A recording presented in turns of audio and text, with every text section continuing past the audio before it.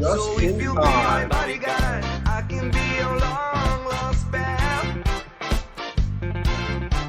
Well, I can call you Betty, and Betty you can call me. You can call me Al. Call me Al.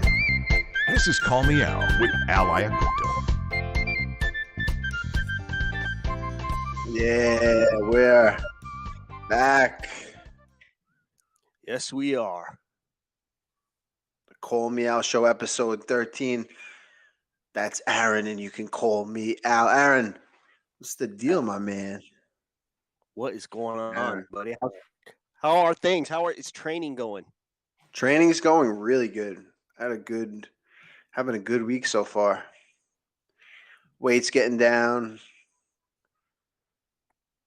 Just getting in better and better shape.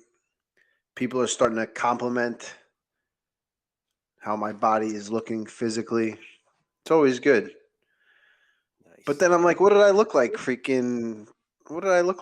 a month ago?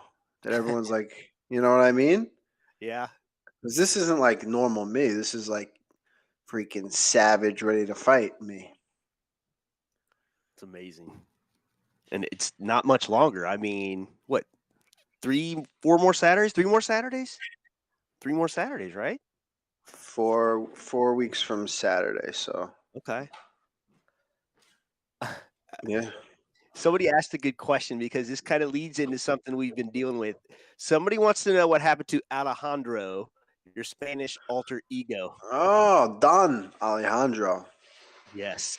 He's still out there somewhere, learning his Spanish. I don't know. I was learning Spanish. I was doing it good. I was freaking like I went to Costa Rica a couple of years ago, and I was like in. But that's how I do things when I learn. Like, I'm not going to, like, if I want to learn Spanish, I'm going to get like weird and crazy with it. Yeah. Keep it fun, you know? So I started doing some videos. I had a tutor coming to my house, learning. It was good. I still probably know a decent amount of it. Nice. But, yeah, I don't know. I kind of fell off. Things, I go in phases. Might bring it back. More Spanish. That Twitter account, you were really going for it on that Twitter account. I think that was one of the number one reasons so many people were fooled by the real estate account. They just assumed it was you starting another account. Right. So I was confused as well. Great. Very good. Oh, I have a question for you. Did you get to watch the Sopranos prequel, The Many Saints of Newark yet? I didn't watch it. Okay. I didn't watch it. I don't have HBO, whatever. Yeah. So I gotta figure out how to watch it. Is it in movie theaters? Or is it in the theaters? It is. It's a Oh, movie maybe theater we'll go named to HBO Max. Yeah, I gotta watch. How was it? It was. I mean, it wasn't the greatest thing I've ever seen. It was kind of like another episode of The Sopranos. Hey, I'll take that. Yeah, it was still good, and I would like to see more. So that's my main. I guess my review for that. You know what I'm saying? But It's just like another episode.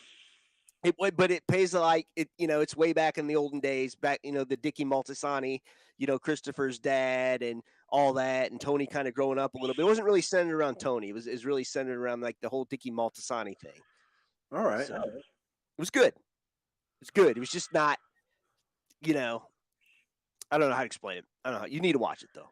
I do. It's my recommendation. You watch it. I feel like I gotta watch The Sopranos again. I have. How many times have you watched it? I watched it.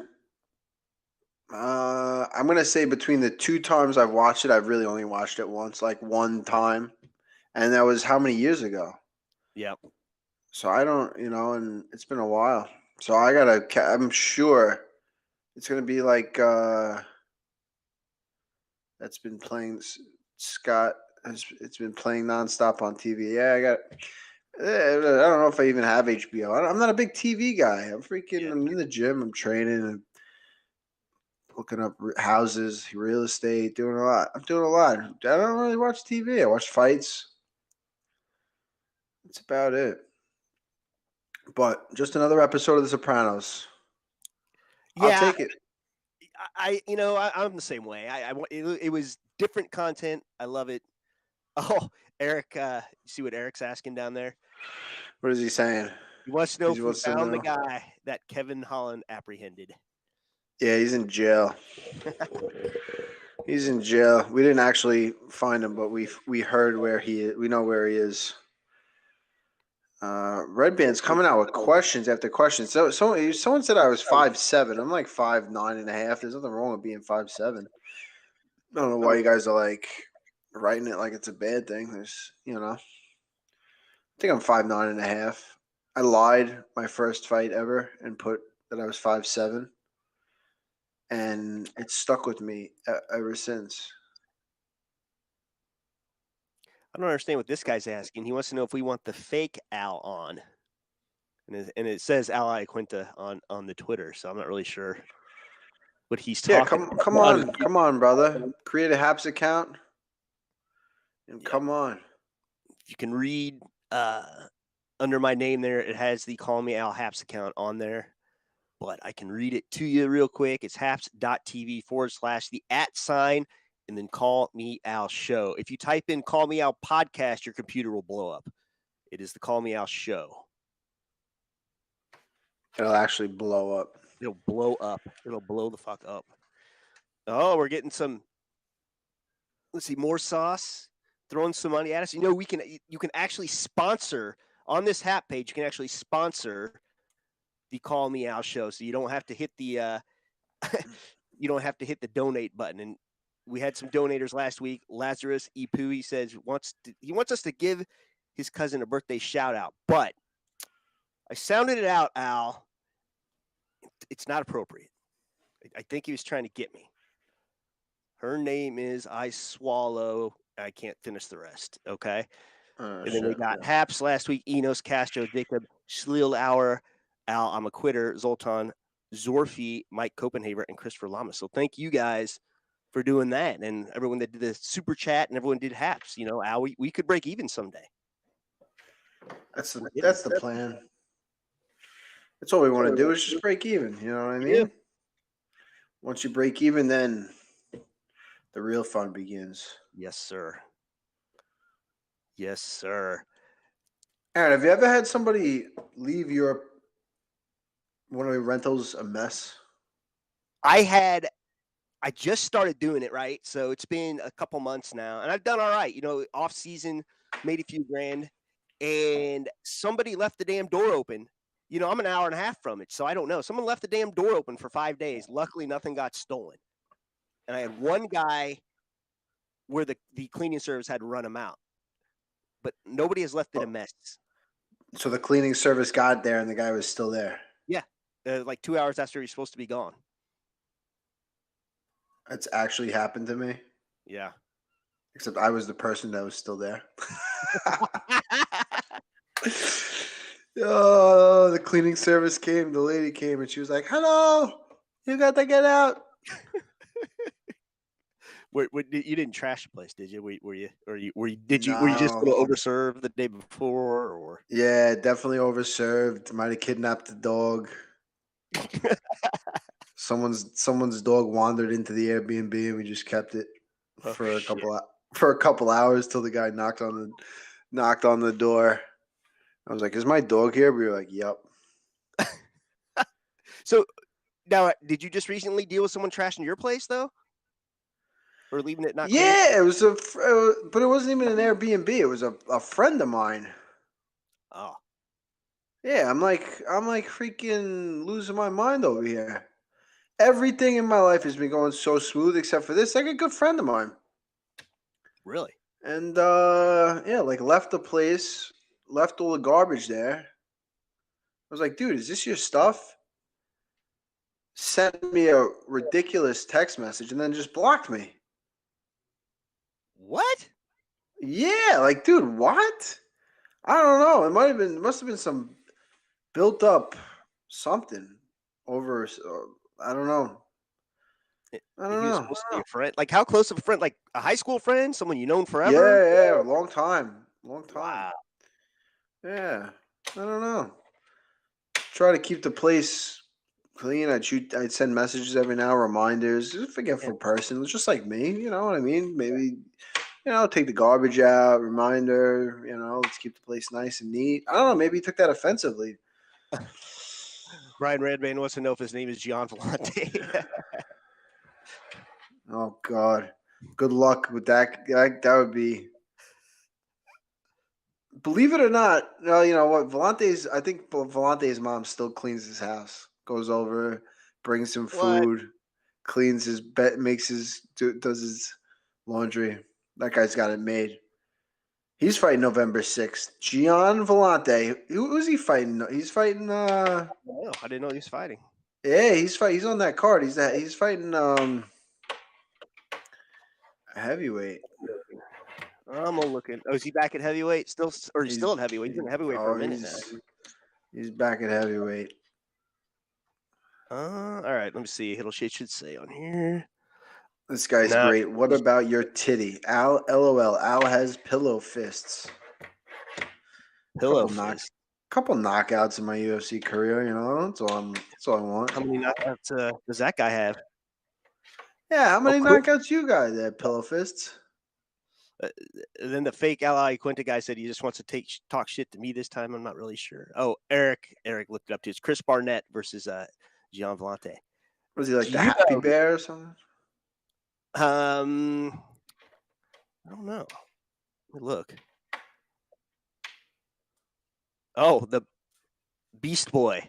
Look at that guy. Holy shit. Beast Boy. Yeah. That's right. He lost to Ben Rothwell. That weird boob choke that Ben Rothwell does. Interesting. Yeah, that fake Al guy said he wants to Huggy Bear. I guess he's also Huggy Bear. Huggy Bear. Nice. Huh. Interesting. Oh, now I was going to tell you. So, ironically, the last guy Villante fought, Jake Collier, worked for me years ago and lives about a half hour away from me and still is close to some of the people I work with. Make him want to say something like that. I'll beat you up after I work. think there was a girl involved. I don't remember. This was like, it had to have been over 15 years ago. What was involved? There had to been. I think there was a girl involved. This was like 15 years ago, so I don't really remember how it went down. So I do remember. I think he threw something at somebody, like a towel, and it like hurt them. So, yeah, no idea. Al, no idea. I am not a quitter. Why don't you join in, man? Why don't you come on the show? Let me invite him. He changed his Twitter. But he didn't change this one. Maybe throw up the number. He can call in if he doesn't want to come on and throw up the number. All right, Al, I'm a quitter. I'm going to invite you first, and then I'm going to throw up the number. This other Al Iaquinta on YouTube is talking quite a bit. Throw up the number. I want some of these guys. What are we just going to type in our basement? Call in. Let's talk about it. If you got a problem. Mahmoud, we will invite you soon. Oh, yeah, Mahmoud. I see you. We're going to throw up the phone number first for the call-ins. So here we are, 516-341-1585. So if you're watching on the YouTube, it's 516-341-1585. If you don't get through the first time, you can leave a voicemail. We'll call you back. If you hear that we're muted, or if you're muted for a minute, we'll get you right on. And we got somebody calling. Are you ready? Bring him on. All right, go ahead. Caller, you're on. From Twitter. Who is it? This is Lance from Twitter. Lance from Twitter. What's the deal, Lance? What are you doing? Oh, Lance. You got me. I know who Lance is. He was talking about the online casinos and whatnot. Oh. Exactly. Remind me, Lance. Remind me. I saw these. We need to end the prohibition on sports betting and online casinos. Ben Askren's been silent on it. I challenge him to speak. I challenge you. Why Ben? He's a man of the people. Okay, I'll give you that. He is a man of the people. What's your so explain the landscape to me with what's the big deal? You can just bet, you know, you can go online and bet. No, not in New York. Is that what you're saying? New York, you can't do it. Majority of Americans do not have access to online gambling. So Why is that? are you talking like when they shut down all the online poker and all that kind of stuff? Everything. Sports betting, online slots, the whole nine. I live in a What state do you live in? Minnesota.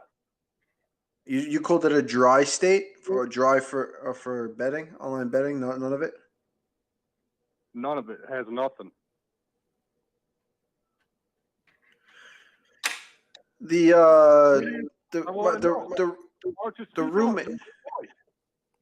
roommate of mine. I'm not even gonna say it. Never mind. Not the roommate. The tenant of mine. I gave the guy business. How you gonna trash the place on the way out? And then freaking, I gave you business. Everybody's got a bookie. You know what I mean? What, you can't find a bookie? What's wrong with going to? I mean, it's got to be like a. If you got to bet that bad, you know what I mean? Right? Yeah, I do. So you have a bookie. I got to drive 2 hours. You can't place bets over Where's the phone. the fairness in that? That's definitely not fair. Your bookie doesn't have a cell phone. You got to find one with a cell phone, my guy. You pick it up, you call it in, you say, "Yo, I'm putting this on that." No, that's the wrong thing. We shouldn't have to be hiding and sneaking this. It should be out in the open. It's 2022. Yeah, but I kind of like it better with it. It's kind of like under the table. You know what I mean? Although then they tax you. They got to tax you, and people get taxed, and the government and everything, and it's all out in the open. You know, go to good freaking. You want to place a bet? I got a guy. You got a guy? All right, we freaking. You know, then it's like the old school way. No credit cards, no nonsense. You Venmo or something. You got to pay us. Someone's gonna come to your front door and knock on it. And you freaking could be a bad visit. You know what I mean? I kind of like that, the old school way. I think you know what I mean. I think it's better. I think they outlaw. I'd say they outlaw gambling everywhere, and it'll bring the power back to the people, the mom and pop stores, the guy that is in the back of the social club with 3 TVs, 10 TVs, or inside of Walmart. Yeah, what do you Walmart? You gonna go to Walmart to place bets? I'd rather not go to Walmart. I'd rather stay as out of Walmart as I'd rather send people to Walmart for me. I don't want to go to Walmart. You know what I mean? You like being a Walmart? No one does. That's why you put a sports book in it. You're good to go. I think they should put a sports book in like a place where you want to go. You know what I mean? Then you're there anyway. Might as well place a bet or two. I don't think people are going to go to Walmart to bet, to gamble. Maybe. Oh, yeah. There are like Just walking DraftKings. in that place is a gamble. What do you mean? Oh, yeah. They definitely make a lot of money, I would imagine. Yeah, Corey Dowd says, placing a bet at Walmart is the most Kentucky thing I've ever heard. Oh. Listen, I'm not knocking it. I mean, listen. What's that? I don't think he said anything. He's still there. Are you there, buddy? Oh, yeah, I'm still here. Oh, okay. All right. Okay. So, Finishing up a few things around the house. Oh, gotcha. Well, I got a question. So do you not you don't want to do like DraftKings or any of that kind of stuff or bet DSI? I'm asking a real question Yeah, here. but I would love to do that, but they don't allow a VPN, and I can't do it where I'm at. yeah, not from Minnesota. Oh, I see what you're saying. Yeah, pretty sure New York is the same thing. Iowa to do anything. What if you got one of those VPN things? No, they track it. It Oh, pops up because you got to enable Bluetooth too. oh wow! I had no idea. Enos Castro is saying American odds are so weird to me. Why do you say plus 1100 and shit? Plus 11. You got to bet plus 1100. You got to bet $1,100 to win 100. Right? No, I think No, it's the other way around. You bet it Yeah, when the it's other way. plus 1100. If it's plus 1100, it's a big dog. you got a big underdog right there. You better hope. You throw $100. Might as well. Fuck it. Throw $100 on. I always get that confused. Like I've been freaking doing the MyBookie thing for a while and everything, and I get confused. You would think plus is the favorite and minus is the underdog, but it's Yeah. the Mike's opposite. trying to explain and says plus 1100 means you put 100 down, you get 1100. Minus 1100 means you got to drop 1100 to get 100. Okay, gotcha. Perfect. Yeah, I don't get the plus minus thing. You think minus would be the dog, right? Yeah, but it makes sense the way it is. I guess. I mean, Al, I'm a quitter. You're the guest, buddy. This is your day. This is your time to shine. You know what I mean? I invited him in. Lance from Twitter. So what are you betting on so much? What do you want to bet on? The fights, UFC?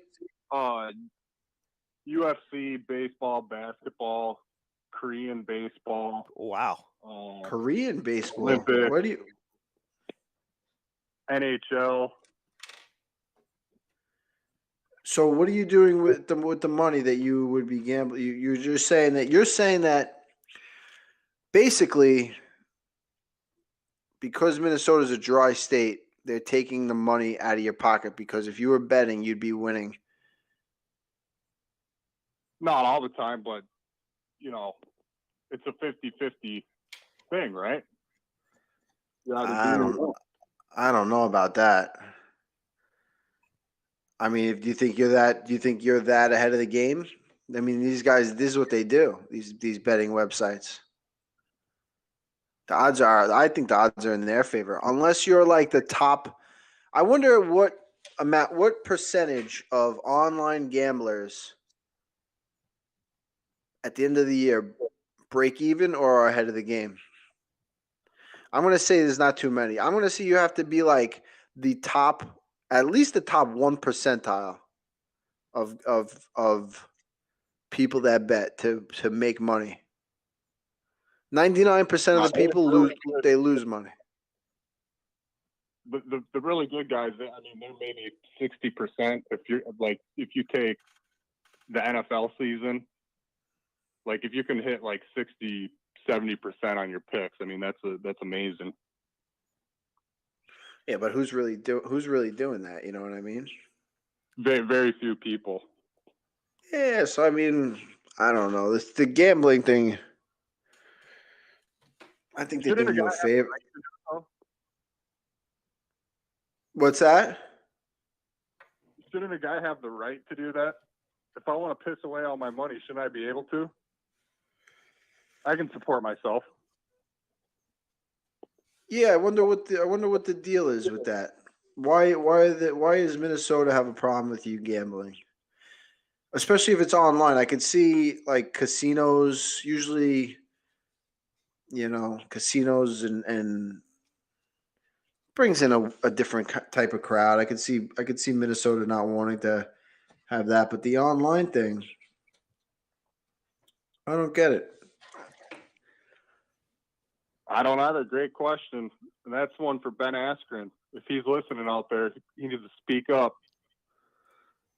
Yeah, I don't know if I'm going to say he's probably not listening.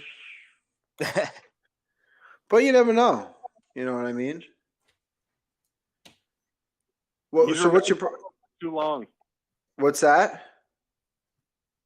He's remained silent for too long. I've been rage tweeting him since 4 a.m. this morning. About this exact topic.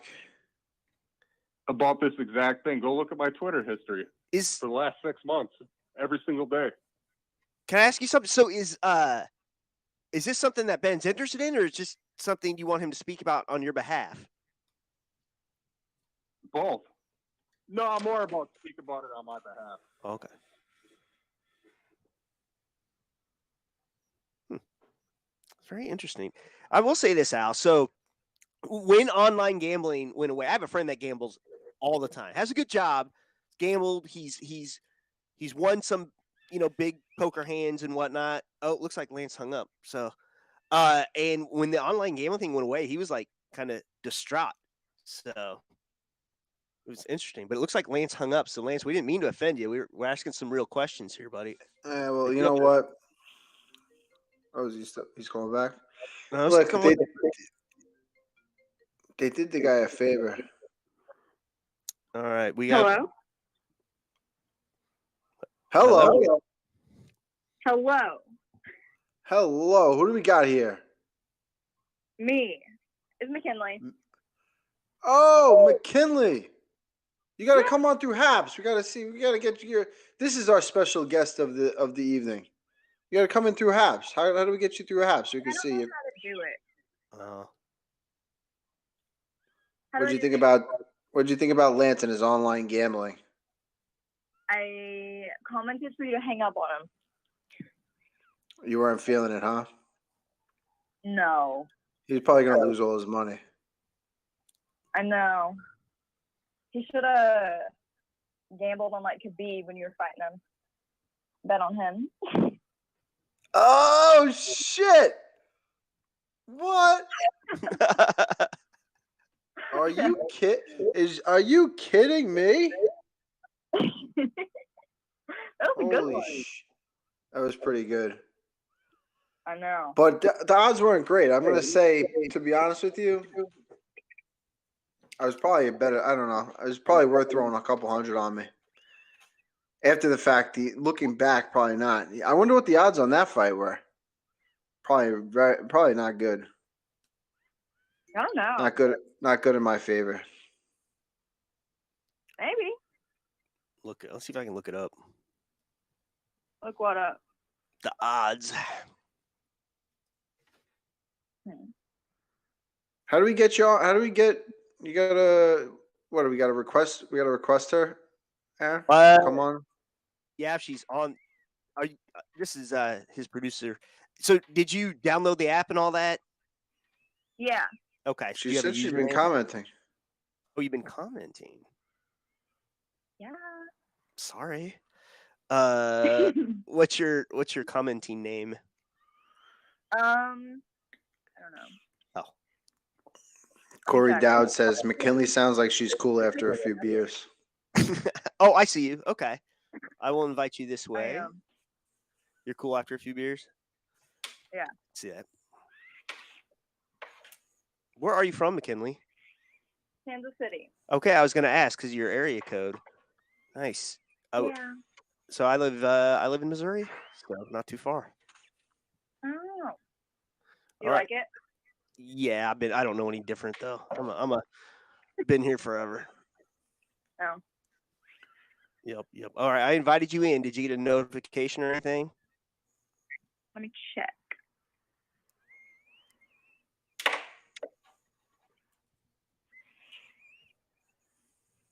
Oh, there she comes. All right, cool. Let's. I'm gonna hang you up so there's not a big echo. All right. Let's see. Bring you in this way. There she is. Hello. It worked. I was trying to do that for a while. Oh, what do we got? Oh. So McKinley, what is the deal? Aaron, I was drawn to McKinley when I saw this right here. What is it? Oh, okay. I thought I accidentally clicked Wait, that. what is it? I can't see. So that is a Dillon Danis Instagram message, it looks like. Yeah. That dirtbag. Haha! This is the most incredible thing I've ever seen.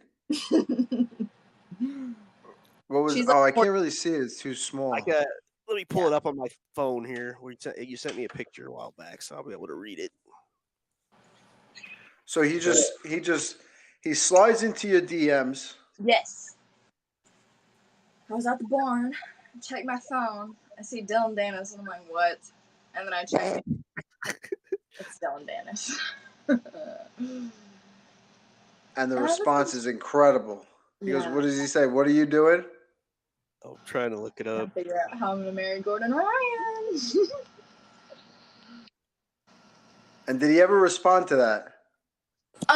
He said LOL bye and deleted all his messages. Ah. No. You love to hear it. You love to hear it. You heard he got choked out the other week. We had the bouncer on. Oh yeah. Is he still in jail? No, I think he got out pretty quickly. Oh. Well, he was on Twitter pretty quick, so. Yeah, he was just, it was a quick in and out kind of thing. Yeah. So McKinley, tell the people about you. Okay. What's your deal? What's my deal? I don't know what is my deal. What's the deal? What's my deal? Are you an MMA fighter? Are you a jiu-jitsu what's Okay, so I you haven't model? Do it fight. all. but I'm gonna.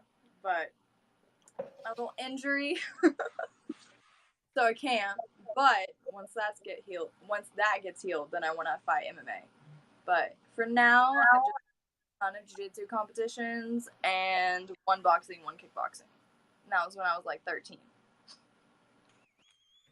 And the bar fight in Thailand. That was a Muay Thai fight. So you were in Thailand. You just went to a bar and fought. Well, it was in Thailand, and it was on some island in Thailand, and there were fights going on Fifi. in the bar. What? The Fifi Island? What island? Which island was it? Fifi You know? Island. Yeah, Fifi Island. Yeah. And there were just like fights going on, so I just volunteered. I don't know if the girl even trained, but it was fun. You knocked her out? TKO. You're sick, so you didn't even care. You just went in there. You're just like, sign me up. I don't care who this girl is that I'm fighting. You just I fought some Russian chicks. and you didn't care if she was like some Russian champion or some crazy Russian girl. You just fuck it. I just kind of wanted to do it, so I did. All right. So when's the next fight? I can't even train for another month or two, so I'm not sure yet. So what are you doing in the meantime? Modeling. That's basically what I've been. Oh, Yeah. sounds like a little safer than fighting. I think you should stick with the modeling. I mean, train, why not? But you really want to fight? You want to fight people? Yeah. I just do the modeling thing because it's like a thing, and I don't know, it's kind of fun, but all I really like to do is train, so I want to fight. Like, I really want to. Brian Redband is asking if she was the girl that you fought, was she heavier and older than you? She was older than me, but just a little bigger than me. Basically my size, though. All right. And you are, we got to plug your Instagram. Tell the people where to follow you. Follow me on Instagram at mckinley.bethel. And OnlyFans. And OnlyFans at Bethel. At McKinley. At McKinley Bethel. Now OnlyFans is like, do you heard OnlyFans, they were going to get shut down, right? Were you upset about this? That never happened. Yeah, but when you heard, were you like, oh shit? I didn't really. I don't know. I'm not a big OnlyFans. I don't know. I don't really know much about it. Delete like porn, and I don't do that. So. Oh, you can't say that. That's what people are gonna want to sign up for. I'm not doing full on porn.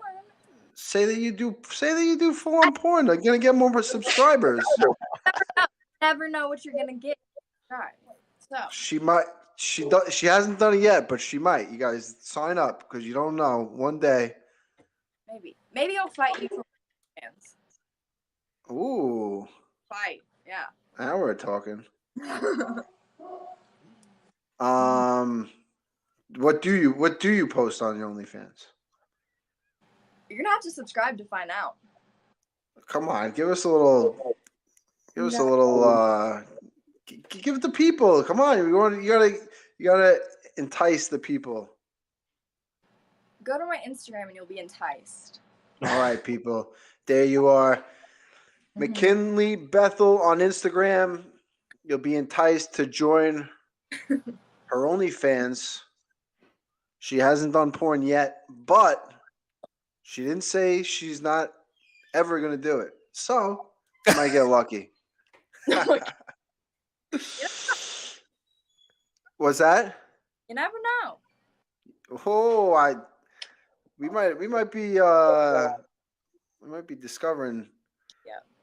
We might be discovering someone here. Okay, go follow me on Instagram at McKinley Bethel. I'm getting off of here. All right, McKinley. Okay. Thank you. Bye. Man, All right. That's interesting. I got some. That was interesting, man. I didn't know what you were doing. That's great. That was great. She imagine the McKinley Bethel, the girl that punked Dillon Danis. If she did go the porn route, I think a lot of people would be into it. Or be one of those I'm things like just- she washes her feet, or I don't know, irons with her bra on. We don't know. I do have some guy like, this is odd. So someone's coming at me. Somebody just said I'm not very good at my job. So I did a little emoji, middle finger emoji. He says, "No need to get vulgar. I was just giving my honest opinion." So it's this Who is Night of Eternity MMA. He's on YouTube. Put him on. Put the number up. I want this guy to call in right now. Gotta call, but we have somebody else on the line right now. A Get him friend on. of the show. I couldn't not take the call. Oh yeah. Say hello. Hello, am I on? Is this the truth? Am I on? Okay. This is True Smoker. How you doing, Al? How you doing, buddy? I'm doing good, man. I'm doing good. If McKinley Bethel did porn on her, I want to know, is she even single? Is she single, or what's her deal? He wanted to come on with her. Was the thing? I was like, oh, we should have brought her on. We should have brought. Yeah, I need to ask her a few questions as well, but that's all right. She looked like she had to go. What's going on tonight, guys? There's a few topics we can get into, man, because we have the airtime. We're here. I'd like to bring up some very important subjects, man, and people just aren't talking about this. They'd rather talk about Dillon Danis or some other bullshit or some crazy. The guy with the online betting. The guy with the online betting nonsense. Yeah, Jesus Christ! I almost fell asleep, man. And but anyway, What the hell? Look, nuclear radio. Oh, first off, hold on. I wanted to thank you, man, for giving me that shout out on the Australian show, buddy, with our friends from which show? The Submission Radio. Wow, you catch everything, huh? You're freaking. Yeah, I sure did. You're probably one of my favorite guests. So. Thank you very much. That means a lot, man. Hey, man, it's a very special friendship, and I'm honored and blessed and very grateful to be your best friend. But yeah. So anyway, this is why we do this. This is why we do this. Nuclear radiation. Okay, I was talking about this a little while ago. Nuclear radiation is fake.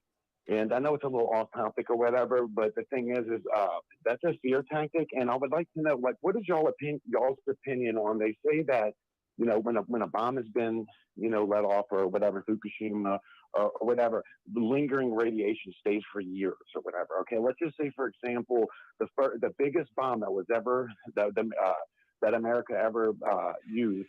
They dropped it in Russia. It was a big old nuclear bomb, supposedly. Yeah, but it's a nuclear bomb. Doesn't have radiation in it. Okay, and the thing is when they had a guy go down to that area where they dropped the bomb and talk to the locals, and what they did was they were asking about this radiation, and they were like, "What are you talking about, radiation?" They didn't even know what they were talking about, and they've been caught. They've been caught making these fake videos with these children that were supposedly having radiation poisoning, but they didn't have radiation poisoning. It's a bunch of bullshit.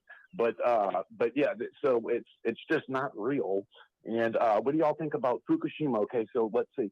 Fukushima, we have that was the plant, correct? The Fukushima, and people are going there now. That's a tourist attraction. These places. What is it? They're hunting pigs in Fukushima. You can go out there and buy a machine gun.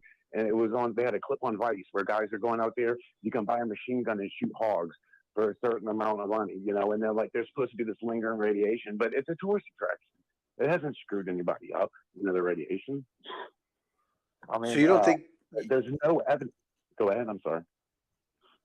So you don't think there's radiation in general is a non-thing? Nuclear radiation is fake, and it's just a hoax. And let me tell you this. This is something else that's crazy that I've been looking into about planes, big passenger airliners running on compressed air. Because look, you never see, you know, the amount of planes that are in the sky, you never see these things like go down or wreck or anything like that. You know, you're not seeing it. And the amount of, if you do a little research, and they'll tell you the amount of gasoline, the amount of fuel that's in these wings is like thousands and thousands of pounds. It's ridiculous. It just doesn't add up. It doesn't add up.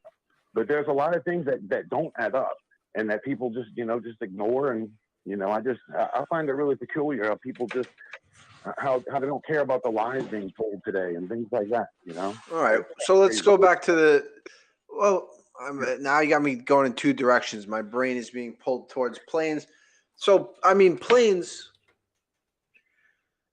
and boats, to a normal person, you'd be like, what the hell? That's impossible. But when you know, growing up, you learn the friction of the air and the angle of the wings. Even though it's a very heavy object, the propulsion from the jets and the angling of the wings brings the plane up in the air, and they can direct, you know, it's kind of like, you know, right? A flat earth on this, they don't, when they're flying a plane, you can ask any pilot, they don't tilt the nose down to the plane for curvature. They do not do that. And, you know, for the curvature of the earth, they don't do that. So, and a plane flies the plane has a gyroscope. Plane flies at a certain altitude and it stays. You know, if there was a curve, you know, the earth, you know, the plane would keep going, and you know what I mean? It wouldn't follow the curve like that. And so they don't tilt the nose down for curvature. So I just wanted to throw that out there. But yeah, these big, I don't know what, you know, the lies. There's a lot of lies, but there's no way that these planes are on these are going through all this fuel. You know, it's like thousands and thousands of pounds of fuel. It's really ridiculous when you look into it. You know, I'm just getting into looking at that stuff. But yeah, there's a lot of things as far as the flat Earth as well. There's a lot of things that don't take in the consideration for curvature. You know, as well as like railroad tracks, missiles, shit like that. You know, you talk to people that are in the military, you know, and they work with special, you know, tucking missiles and things like that, dude. You know, none of those things, submarine fucking missiles and shit, none of those things take in calculate curvature into, you know, it just doesn't. Well, I think in planes, it's such a slight curvature. It's not like, you know.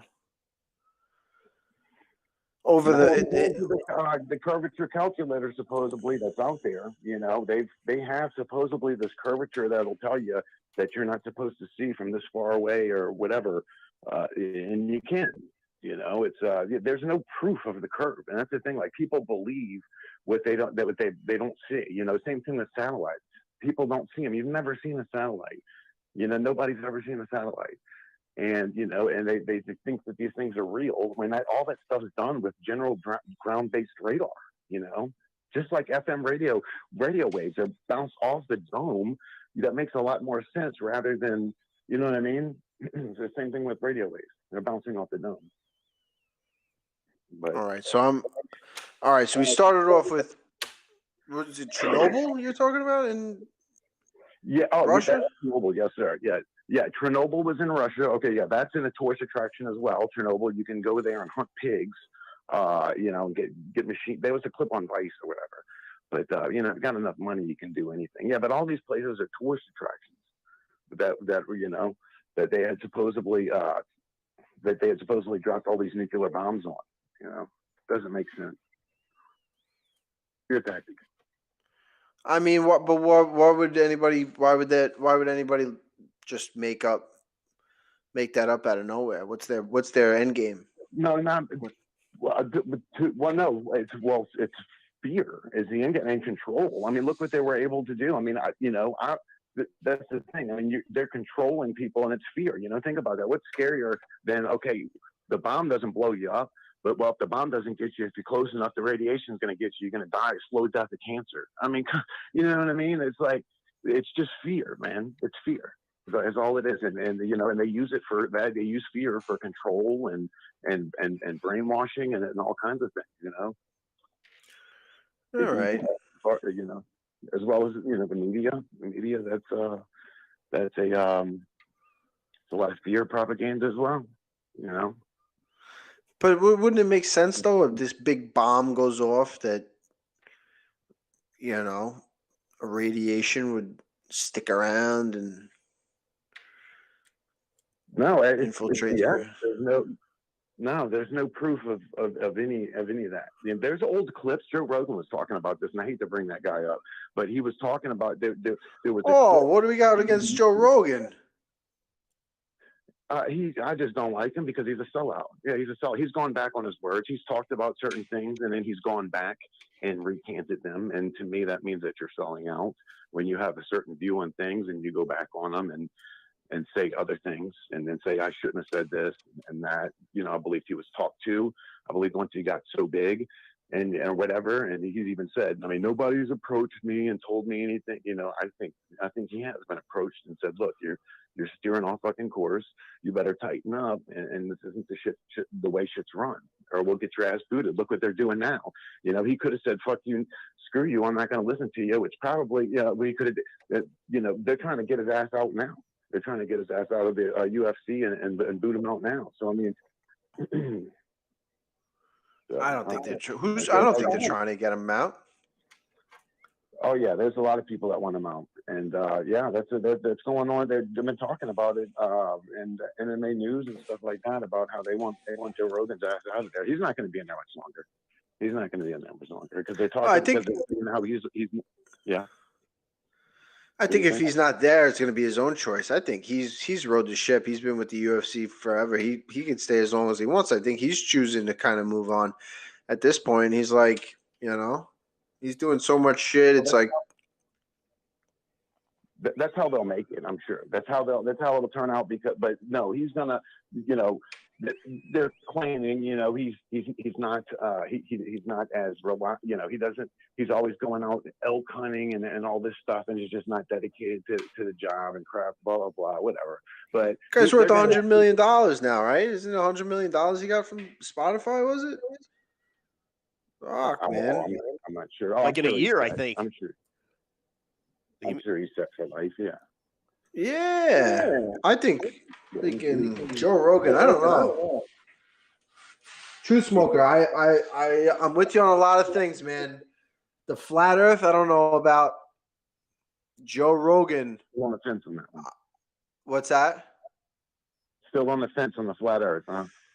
Well, I'm still on the fence a little bit. Truth. You know what I mean? Like, I don't know. It's something that. It's something that needs to be digested. It's like a meal. It's like eating a meal. It takes time. And it takes time to digest it and to understand. It's not something that happens overnight. But in due time, with you having an open mind, you're going to see a lot of lies and a lot of truths as well. So just keep your open mind, man, and keep the positive attitude, dude. And I can't wait to see you knock out a dream now. It's going to be amazing. Oh yeah, it's going to be a good one. That's going to be a good one. But so all right. So I knocked Bobby Green out. Yeah. He falls to the ground because of because of gravity, the gravitational pull. He doesn't have the strength to combat the gravity, keeping himself upright.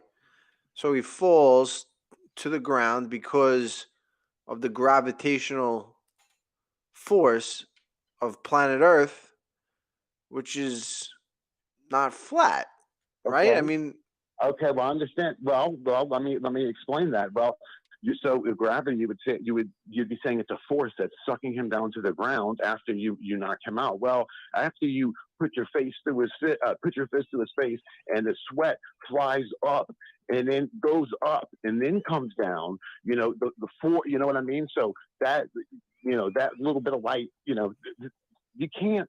Gravity is bullshit. It's all bullshit. Gravity. I mean, it's a theory, and they'll even tell you that it's just a theory, and that there's no force that's sucking shit down. It doesn't work like that. But that's what they're teaching kids in the school, and it's not right. About this imaginary force that's pulling shit to the ground. But birds and butterflies just float around. It just doesn't make sense. do you think Dog the Bounty Hunter is gonna find Brian Laundrie? Ooh. No, I'm glad you brought that up. Brainwashing is what you meant to say. Brian Laundrie, but no, it sounds. What does that sound like? It sounds like brainwashing. And Russian Vids already blew this apart and exposed this. Russian Vids already did that on his channel. He blew this apart. This is totally fake. He breaks it down, and I didn't even I didn't even look into it until he started breaking it down. And when I saw it, and I said, "Yep, it's fake. It sure is fake." I mean, it's obviously fake if you say it's fake. But yeah, it's a fake. It's bullshit. And let me tell you. You know how you know it's fake? When all the news, when every news channel is covering it. What makes this case different than any other case that happens every day? Why is every single news covering this one case? And I tell you, yeah. Go ahead. Go ahead. Well, I think that's the thing. It's why is the news covering this case? For one, she's like a cute young girl. She has this big Instagram following. They went on they're like in love. They're going across country. They're in this van. It's like a cool story. It's not like somebody just got kidnapped or whatever and went missing. You know what I mean? There's like this is a gravity. Speaking of gravity, people gravitate to stories like this, and they were making it like a big thing. Like almost like a race thing. Like if this was any other type of race, if she wasn't a white girl, would they be getting the? I don't know, but it was. To me, it was more the fact. Story. It's not like somebody just got. I'm hearing myself echo. What the heck was that? It's great.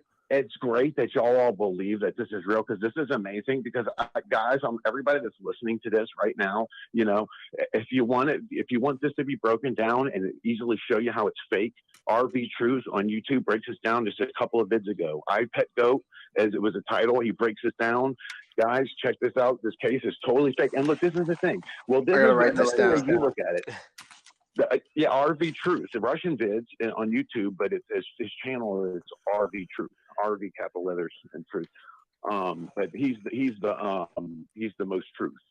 But anyway, there's symbolism in this case when they're taking the pictures, when they have her posing and shit like that. She's posing in an orange shirt that had 666 in it. I mean, there's all these things that where you can't just say they're coincidences and shit like that. It gets totally broken down. It's fake, and that's your dead giveaway that it's fake. Every single news thing was covering that case. CNN, ABC, NBC. I mean, that's just really. I mean, everyone across the board. Well, I think it was. Go ahead. Sorry. No, go ahead, Aaron. Somebody asked. I tried texting you, but somebody asked a question I want to know the answer to. For real, is Bigfoot real? I mean, come on, that's ridiculous. No, it's about as real as aliens are.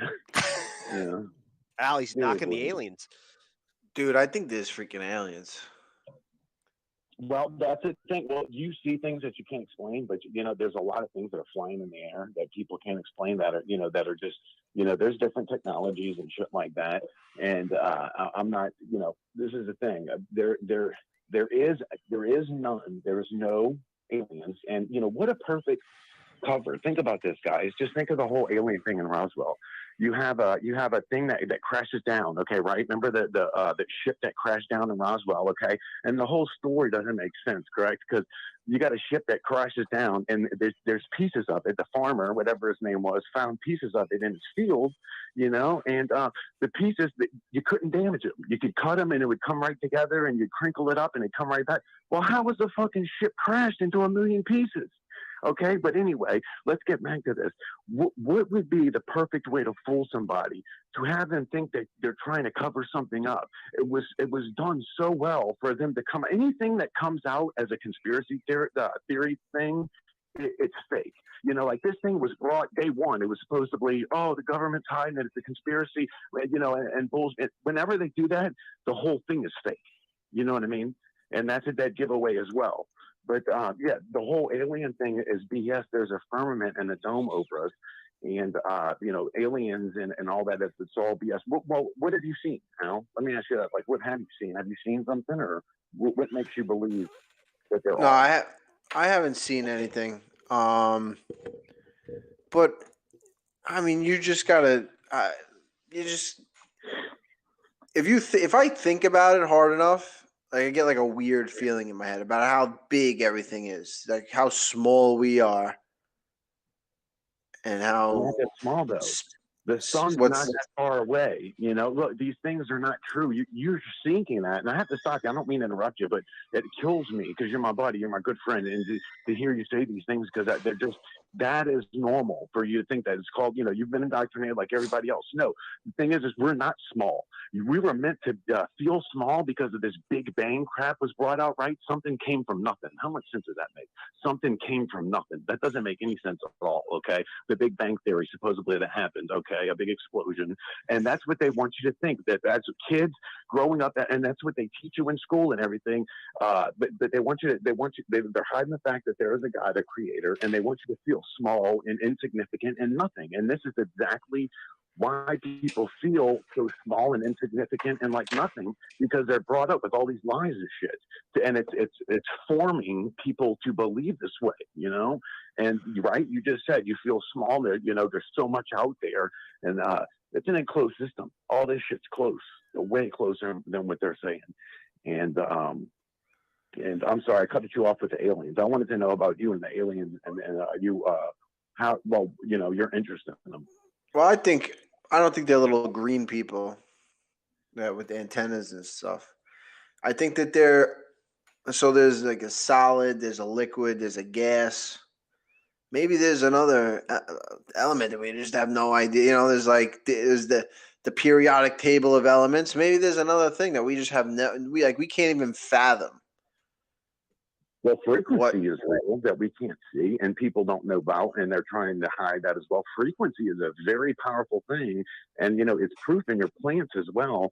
You can sing to your plants. People, play music for their plants, and actually they bloom a lot better, and things like that. And frequency and at the right frequency is a very powerful thing. Vibration is a very powerful thing as well. Yeah, there's a lot of things out there that we don't know shit about, and we're not taught about, and we're not going to know about because they're not going to bring those things into the mainstream, and because it goes against their, it goes against the thing that's already laid out. Why is always history being covered up? Why don't people say that history is always being changed and shit? History's changed since I've been at school to now. They've changed shit in the textbooks. I mean, like. Yeah, I can't. It kills me all the brainwashing going on in these public schools. It actually, and then like imagine now with the virus and all this. And I think kids are back at school now wearing masks and stuff. But imagine all the brainwashing going on at school now with the vax and all this, and all the kids getting stuck. It's just so. Oh my God, it's so bad. It's the brainwashing is worse than ever, guys. It's worse than ever. Well, I'm with you. I'm with you on the brainwashing. There's definitely some brainwashing going on out there. I mean, a lot of it.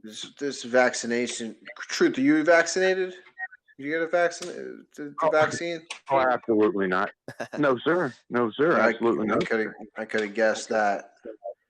No, and why- absolutely, and nobody should either. Why would somebody stick something that doesn't know what it is just because someone said it's good? Let me piss in your mouth. You know, if I told somebody, let me piss in your mouth, it tastes good. You know, So they people pay wouldn't for say, that. yeah. Yeah, well, well, that's why, you know. But yeah, you know what I mean. So it doesn't. People are crazy. They don't do any research on this shit. They don't know what's in it, and they're just wanting to do it. They're wanting to get it. But this is the main thing. This is two groups of people, right? Look at the big picture. The big picture is you have two groups. You have one group that aren't getting it, and the ones that are getting it. And the ones that haven't gotten it aren't going to get it by now, and the ones that have it already have it. You know what I mean? So the thing is that it causes division ultimately. You know what I mean?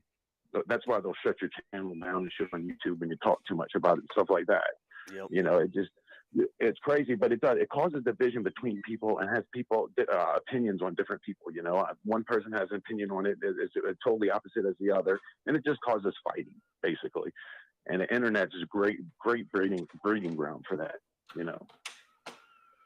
Yeah.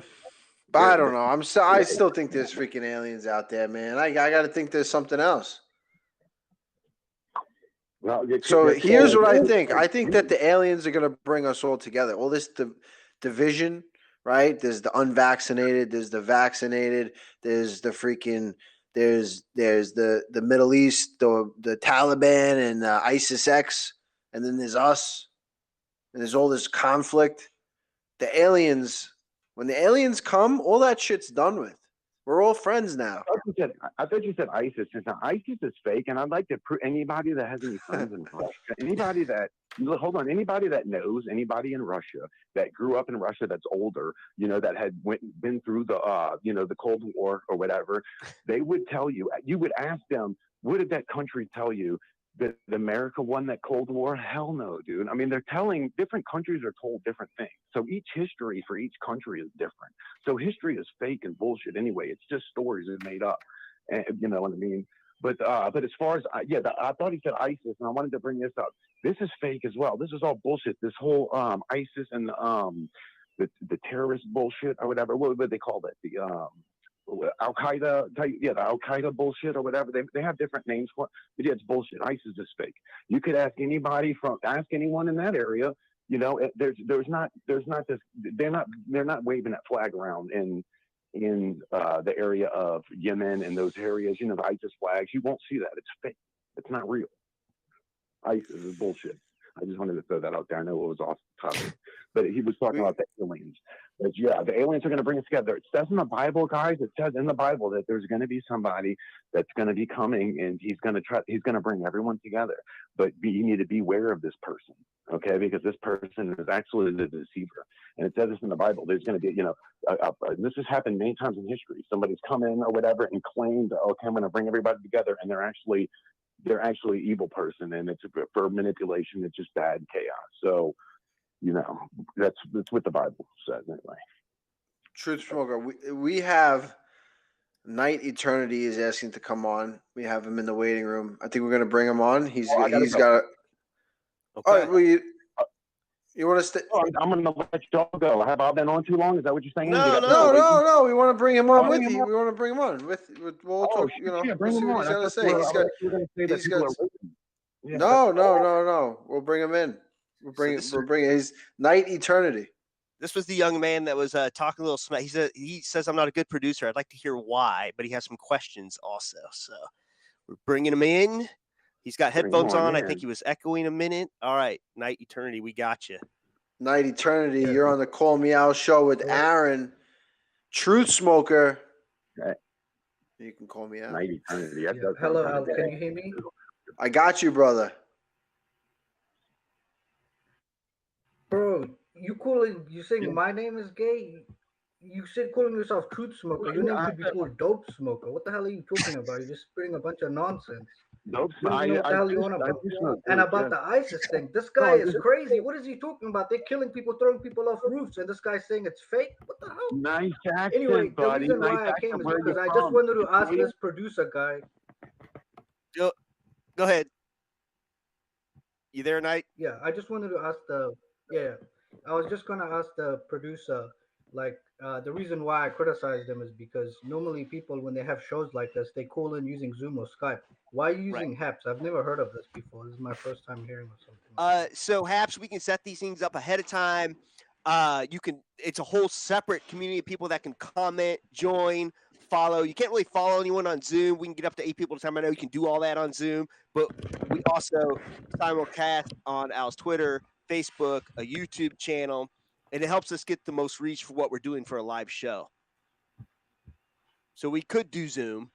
We could do that and have a Zoom link we throw up every week and get people in that way.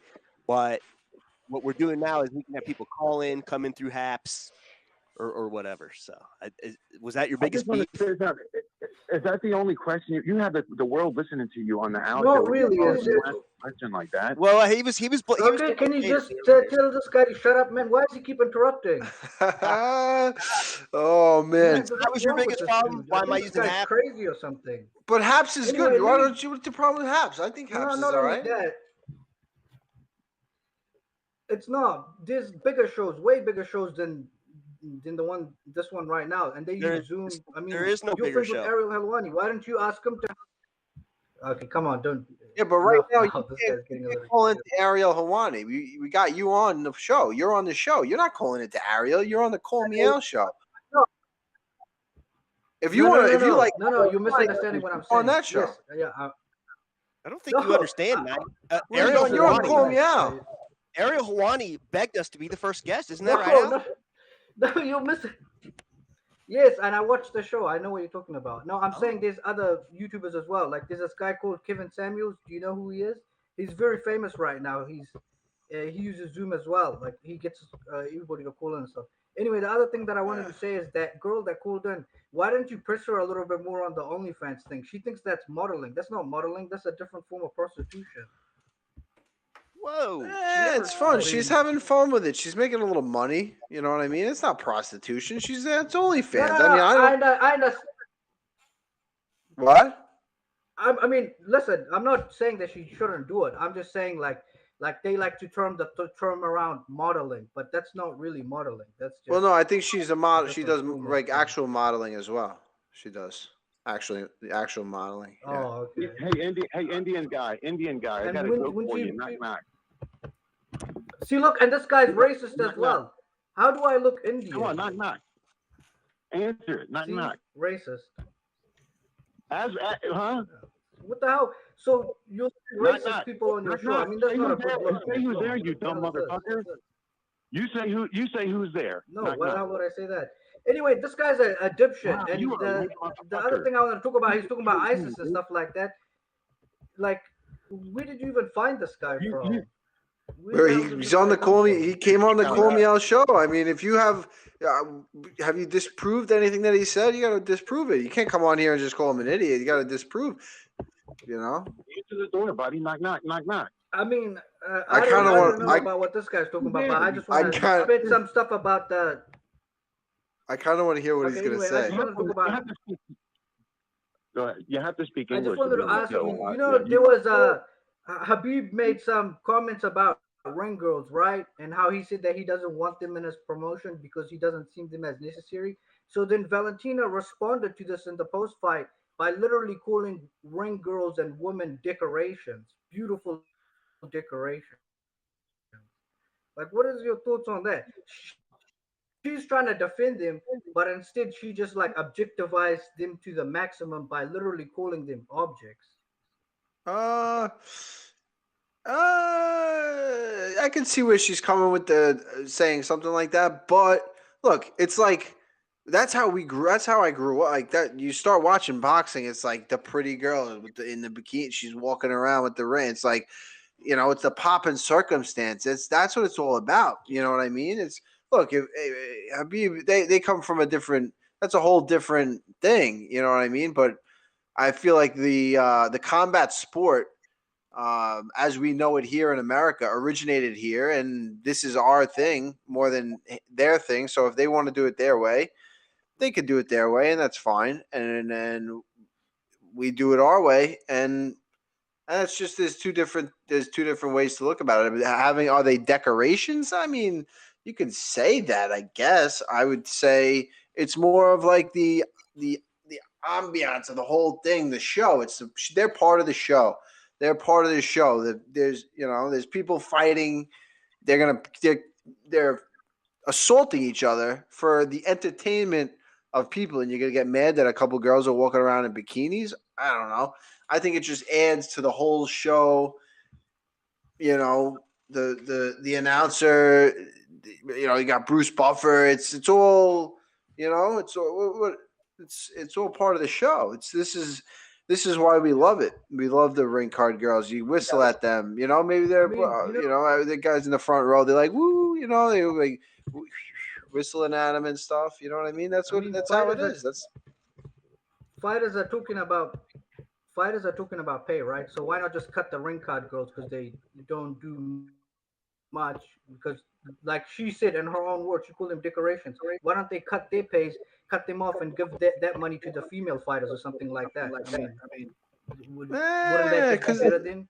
No, I don't. Change. No, because they do a good job. They work hard. They advocate for the sport. They promote it. The fans love meeting them. They bring in fans. I can understand that aspect. I mean, Ariane Slush, she's got millions of followers. She's got fans. She's got her own fans. She's built a brand through what she's done, and in return, I mean, the UFC has built her, and she's also built the UFC. People are fans of hers, and the rest of the ring card girls, and it's pop and circumstance. It's like that in boxing and in MMA. That's what you're there for. You're there for the group. Look, people watching MMA and fighting. Most people don't understand what's going on. They want to see blood. They want to see gore. It's like the modern day gladiators. We're watching guys that you thumbs up, thumbs down. They're going thumbs down all day. They want to see freaking blood. They want to see they want to see carnage, and they want to see a pretty girl with some big tits freaking walking around in a bikini. You know what I mean? Like that's what the same people that want to see carnage want to see that as well. And it's just it's all part of the show. It's all part of the show. And yeah, I got no problem. I love the way the UFC. This guy, why does this guy go to? These like people trying to make it about like a religious thing or something like that. Like I don't even care about that. Why is this guy? Right here, I'm right here. You got a racist guy here and another guy trying to make it about a religious thing. Let me talk. You can't. Anyway, I was just saying because I just found it funny because they were trying to defend the ring card girls and she's talking about how she's a real estate agent and a bunch of other stuff. And then I just thought it was weird because people don't know her for that. That's not what she's projecting to the world. She's just standing there like literally stationary and just smiling into a camera. So it's kind of weird to defend her job by talking about other stuff that's completely unrelated to her job at all. Yeah, well, the way she defended it, I agree. The way she defended it was a little weird. If I was her, I'd be like, yeah, look, I freaking made a career out of walking around with a sign in my underwear. You know what I mean? Like, who's anyone to say anything? Yeah.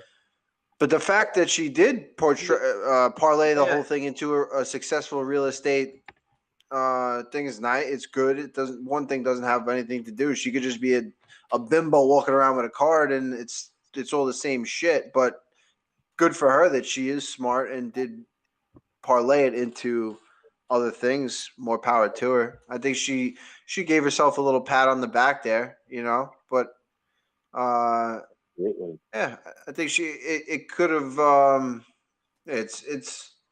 She probably felt disrespected by the comment and had to defend herself by saying, "Look, I'm actually smart," which she could or could not be. Either way, she's making money walking around with a card in her hand. But she, I don't think she's ever fallen. She does it pretty freaking good. She looks pretty good up there. I'm not, you know what I mean? I don't hate it.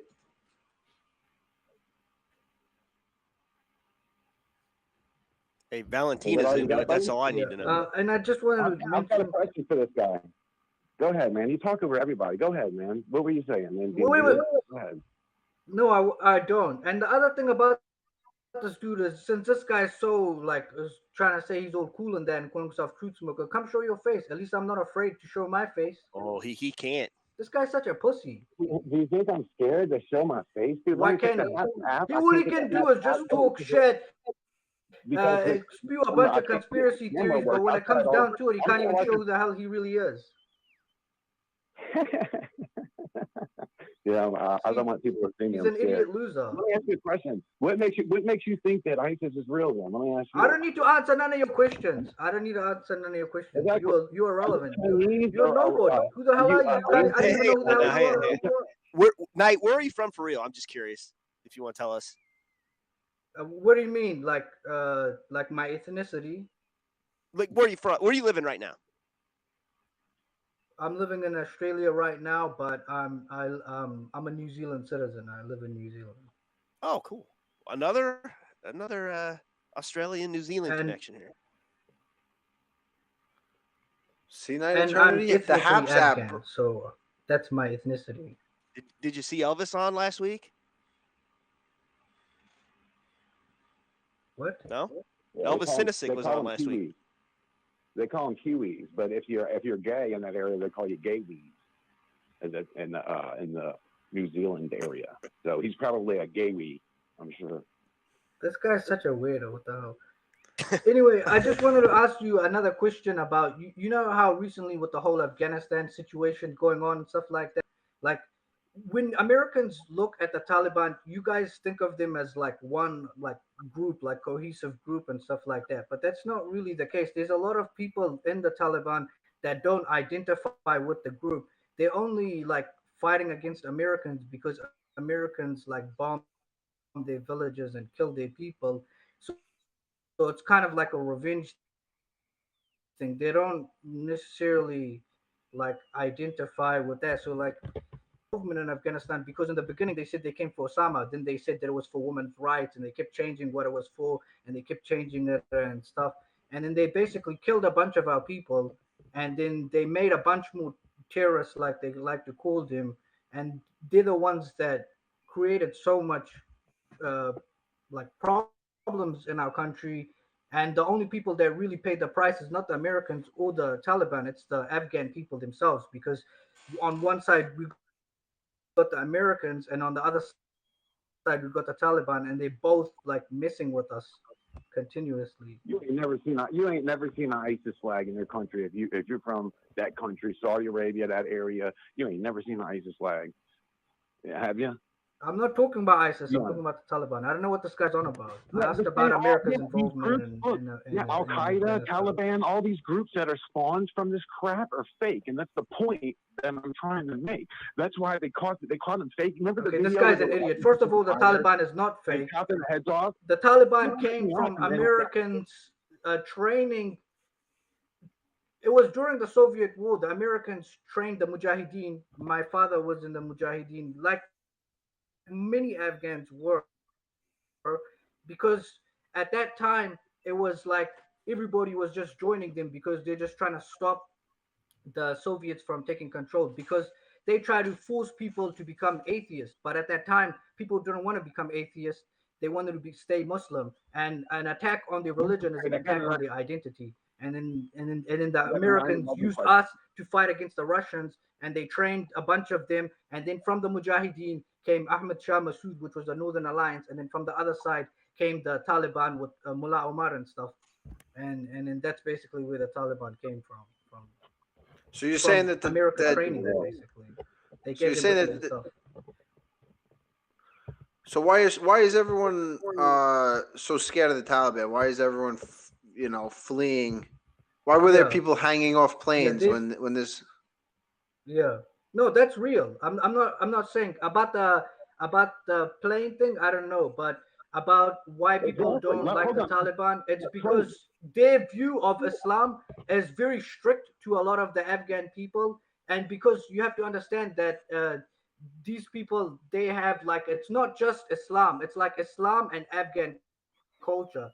Because the Taliban are Pashtun, like we have our own specific like kind of thing. It's called Pashtun Wali, where we have our own rules and stuff, and they mixed their culture with Islam, and they made like a strict version of it where like you have to be fully covered, and there's a lot of Afghan people that don't want to do that, and that's why there's an issue between them. And the reason why the Taliban initially got support was because the Americans, they're trying to make it seem like they're treating Afghan people nicely, but they're not. Even recently, they came out so many reports about Australians literally tying up Afghan people and shooting them as a way to to get used to the war. So they'd get new recruits, they tie up Afghan like civilians and then shoot them and kill them and do all sorts of stuff to them. There was other like that's why they got support initially, but then when they got into power, they realized that they hadn't changed and they were still doing the same things that they were doing before. Like chopping people's hands off and like honor killings and like all of the bad stuff that they were known for in the past. No TV, only radio, things like that. Hold on. Dude, hold on. Let me ask you a question without you cutting me off. You just run your Shut mouth up. No, shut up. Dude, nobody cares what you say. You're an idiot. When it comes to this topic, you don't know nothing, okay? You're talking to an Afghan person about Afghanistan. You don't know more than me, okay? Shut your mouth, you idiot. Hey, look. Yeah, okay, well, let me ask you real quick. You would do nothing to me. Bro, I would beat the shit out of you. Okay. Hey, I'll fly to wherever you want. I'll fly to your gym. Bring this faggot here. I'll beat the shit out of him, okay? Fly us both to where you are. I'll fuck this dude up. Okay, you were talking about the plane, correct? So he can't say anything because he knows that. Remember that?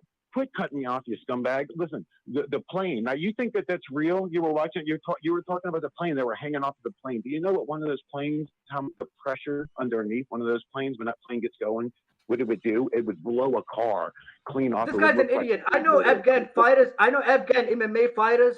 Not real. Who live in Afghanistan, train in Afghanistan. And one of them was at the airport at the time that soccer player fell off the airplane and died. He said he literally saw it. Oh, I'm sure you were there. He said that only a couple people died. He said that he saw 7 people fall off a plane. And this is a person that I know who lives in Afghanistan, who was in Kabul, who went to the airport at the time. So I don't know what the fuck this guy's on about. This guy's an idiot. Listen, shut up. Just like everybody knows someone that's in a shooting in America. No, I can literally show you the guy. I can literally show you. His name's Jalal Haji. What the hell is this guy talking about? Yeah, he lives. Yeah, I'm sure he does, buddy. I'm sure that's the hey, same thing. Pussy, come every American knows somebody as come well. to me and you both. Let's go to this guy's gym and let's fight. Me and you both. Let's go to Iaquinta's gym and let's fight. Dude, I would love to beat your head in, dude. See, he doesn't want to do it. He just said he's in. He said he's in. Yeah, you sure you would? You can't do nothing. You can't do nothing. He said he's. Come to Kentucky. Let's do it then. Come to Kentucky where I'm at. Come to Kentucky where I'm at. Why don't you do that? Kentucky. Look at this faggot come to Kentucky. Why the hell would I fly all the way from Australia to Kentucky? Look at this idiot. I'm saying let's go to this guy's gym. Let's go to his gym and do it. We could do this. Could be the first live stream on Happs MMA fight. But it would be great if we did that. This guy, though, that's the thing. That's the problem. He wants to talk all this smack. Though, how do we get together? That's the thing. I just told you. Let's go to this guy's gym. Listen, we'll make it. What did he say? What did he say? He said he's willing to go to the gym. He said he wants to do it. He said he wants to do it at my gym. Yeah.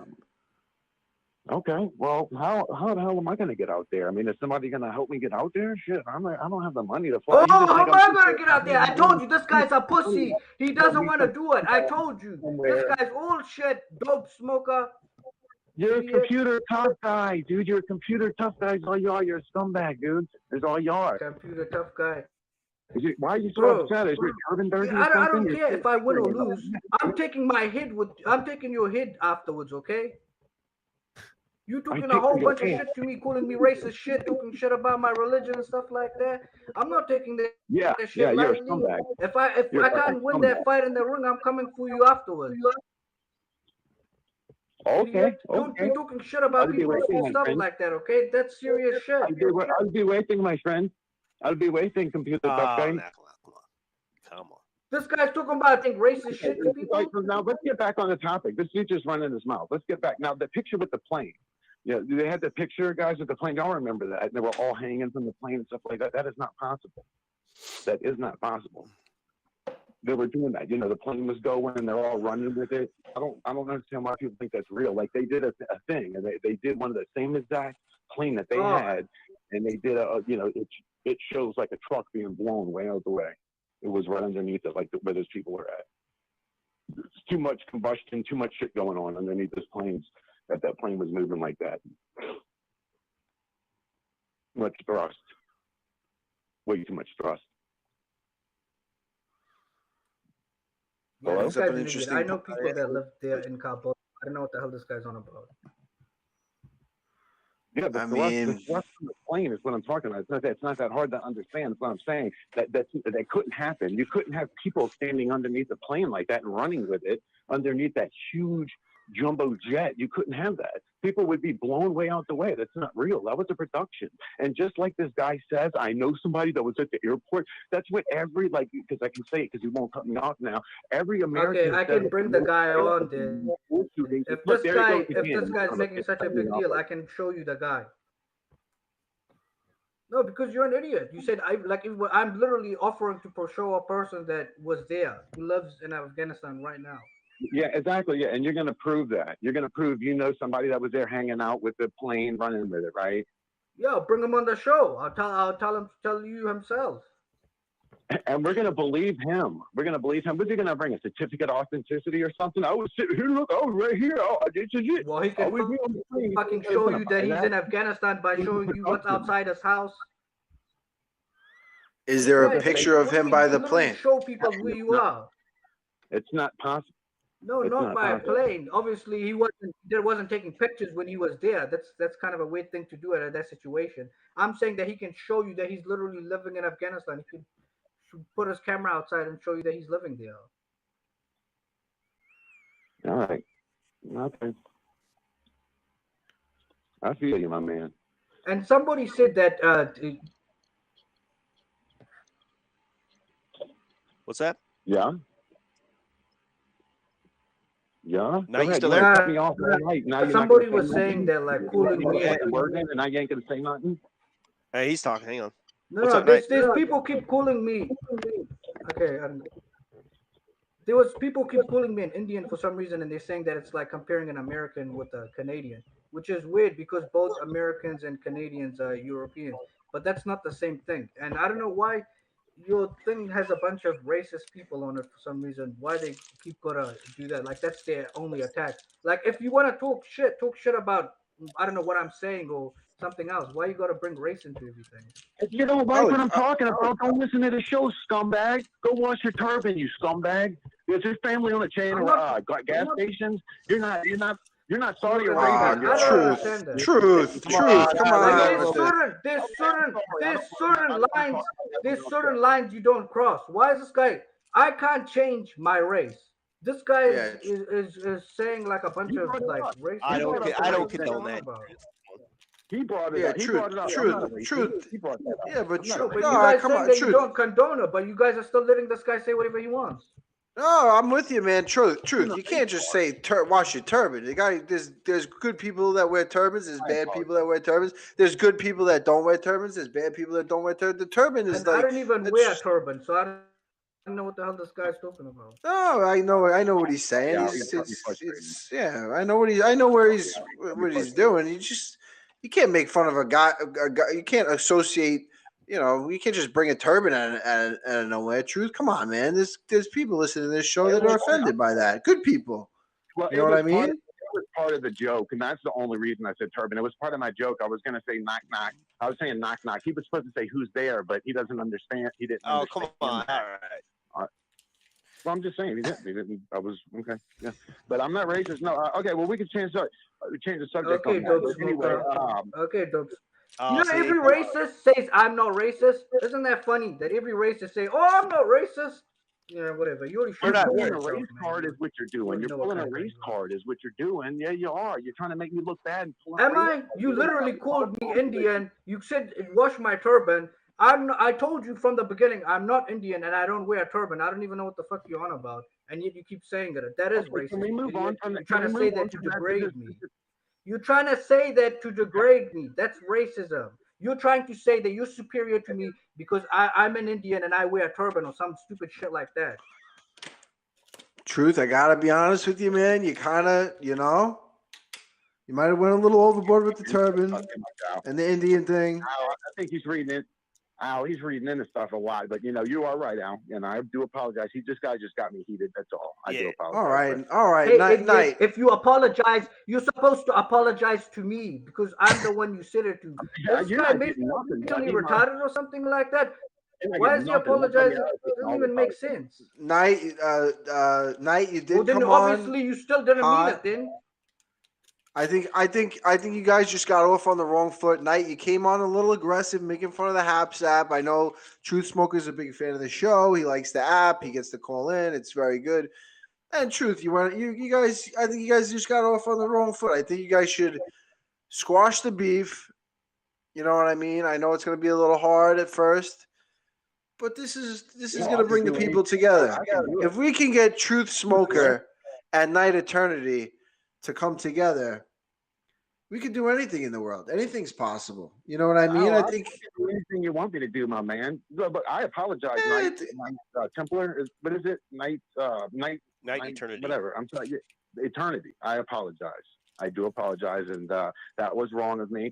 I did not want to go there, but can you do my joke? Knock, knock. This is why I'm trying to explain why the whole thing was knock, knock.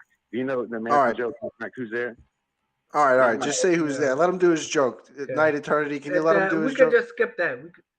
Just let him do the joke. Come on, just let him do the joke. Just say who's there. Let's go along with it for now. All right, knock knock. All right. Who's there? Who's there? All right. Mike. Who's there? Mike. Mike who? Mike Durbin is dirty.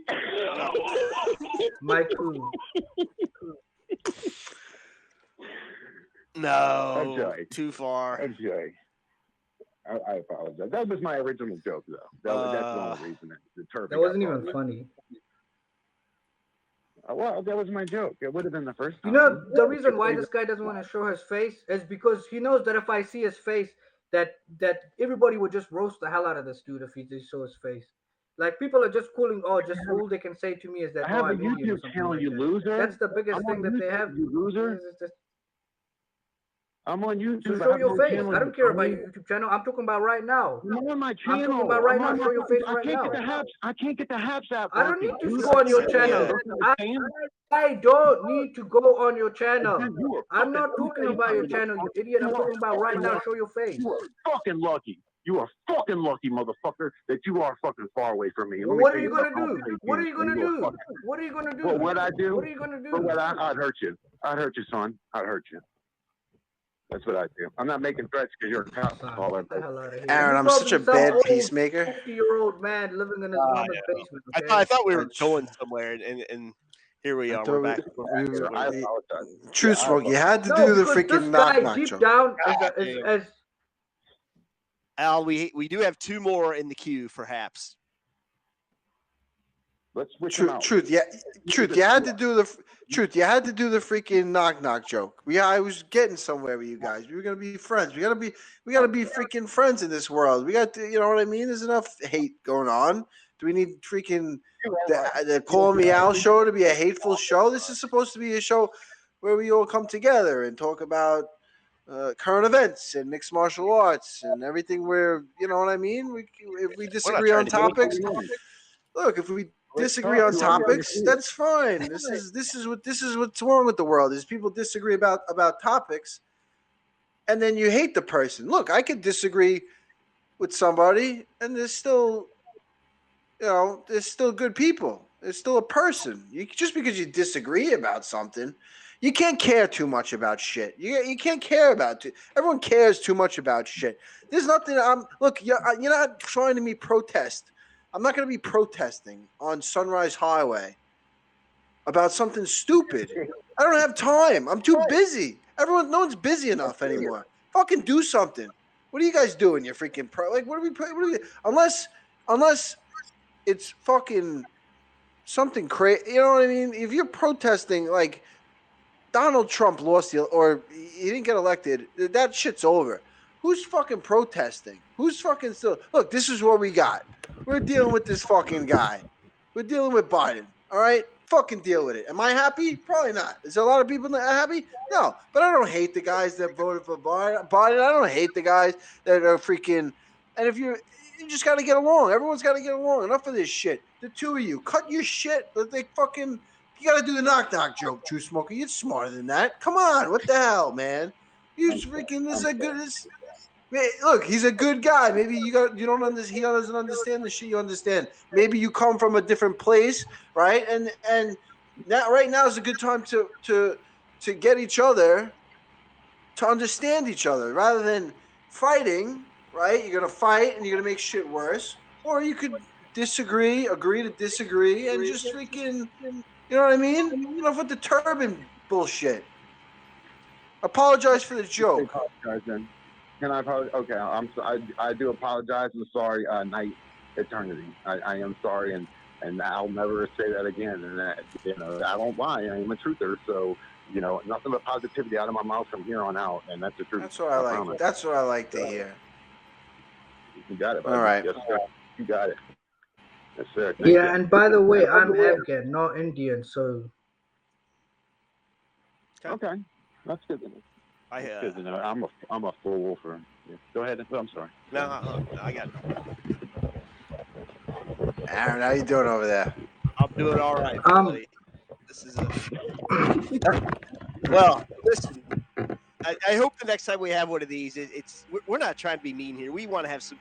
We're good. We're all good about the arguing and stuff like that, right? Al? I mean, a debate.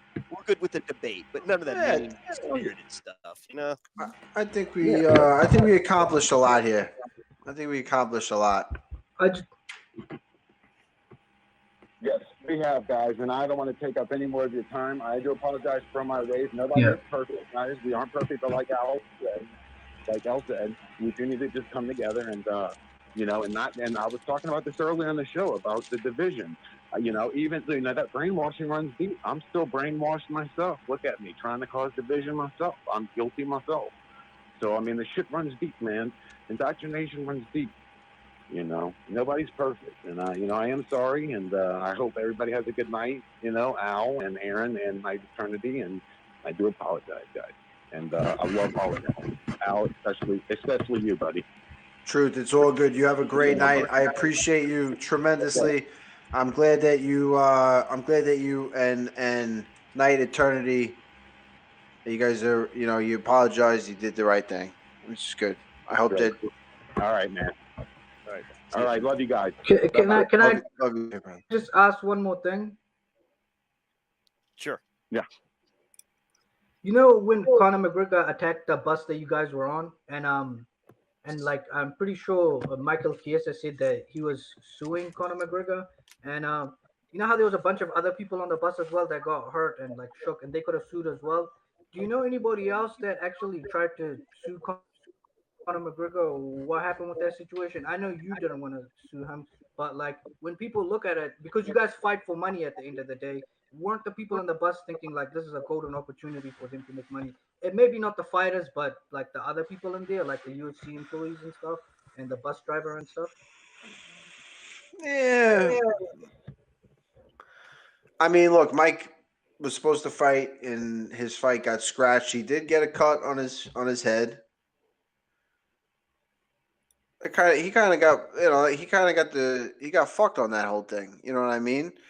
Me, probably, it wasn't an optimal situation, but should I sue? I don't know. I mean, what am I going to sue for? I mean, that's a tricky thing. I don't know what happened with Mike. I don't know what if he ended up settling. I'm sure they settled somehow. But this brings a good point. Though people sue for everything nowadays. It's like you could just get but maybe I had an opportunity or a valid reason to sue. I mean, but I don't know. It was definitely, I don't know. I'm sure somebody on that bus was traumatized and maybe has some PTSD of some sort. Let me tell you something. That was freaking Rose.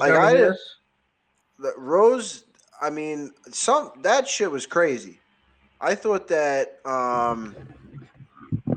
at first I thought it was like a terrorist attack. I thought that somebody was, I don't know, they could have been a disgruntled employee at the Barclays Center just went nuts and started shooting a bunch of fight. Like, who the hell knows what the fuck's going on?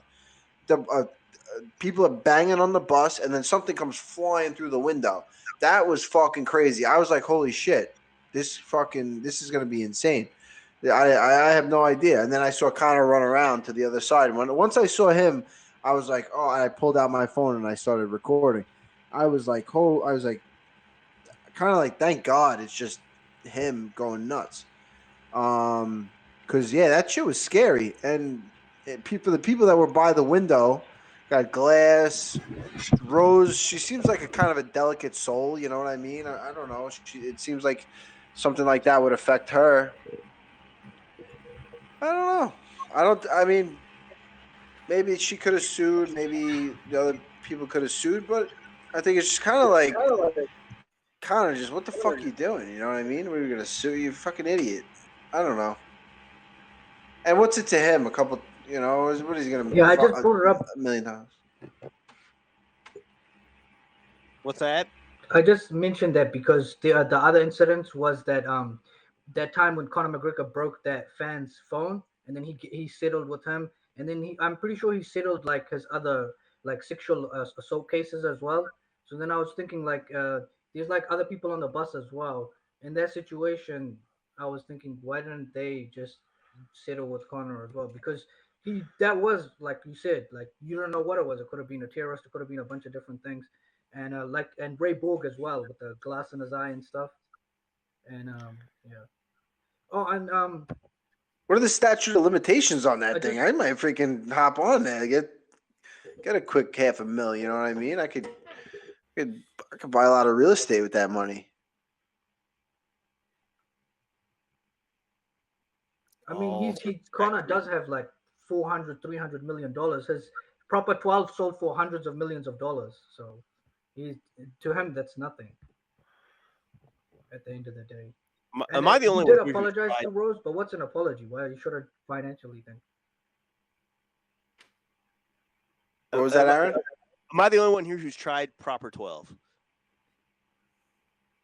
Has anyone I think tried I it? think drink, I've so, I've tried it. I think I've tried it. Not great. I like I'm a Jameson guy. On the rocks. I'm not really a whiskey guy, so I'm kind of like indifferent, you know. I understand.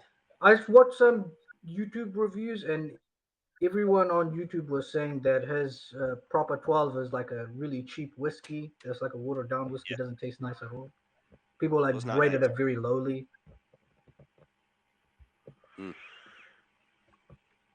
Yeah. Al, we Um, had. you know, Go ahead. you know when everyone always brings up your fight against Khabib, and like they kind of like some people give you credit for going 5 rounds, and then other people make fun of you by saying that he just beat you up for 5 rounds, you did basically nothing, he was toying with you. Some people say that like he couldn't, I mean he could have taken you down, but he just stood with you and something like that. But when you were in there with him, like what did you actually feel like, like because he did take you down, but then he kind of like when he was grabbing you, how did you feel like in terms of his energy and like his ability to take you down and stuff like that? Did you notice that it went down and that's why he started to know, or what was the situation? Not that his energy went down. I think that this is his first 5-round fight, and I think he knew that he was gonna have to kill me to get out of there, and to get me out of there. Like, I wasn't tapping early for any of this nonsense or anything, and he was gonna have to exert some energy. And I think the 5-round thing might have been in the back of his head. And once I stopped a few takedowns, I think that he was hesitant to shoot, and he wanted to make sure that it was a good shot.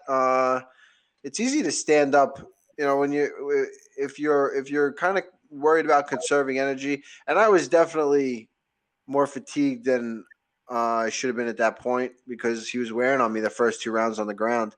So I don't think he felt incredibly in danger on the feet.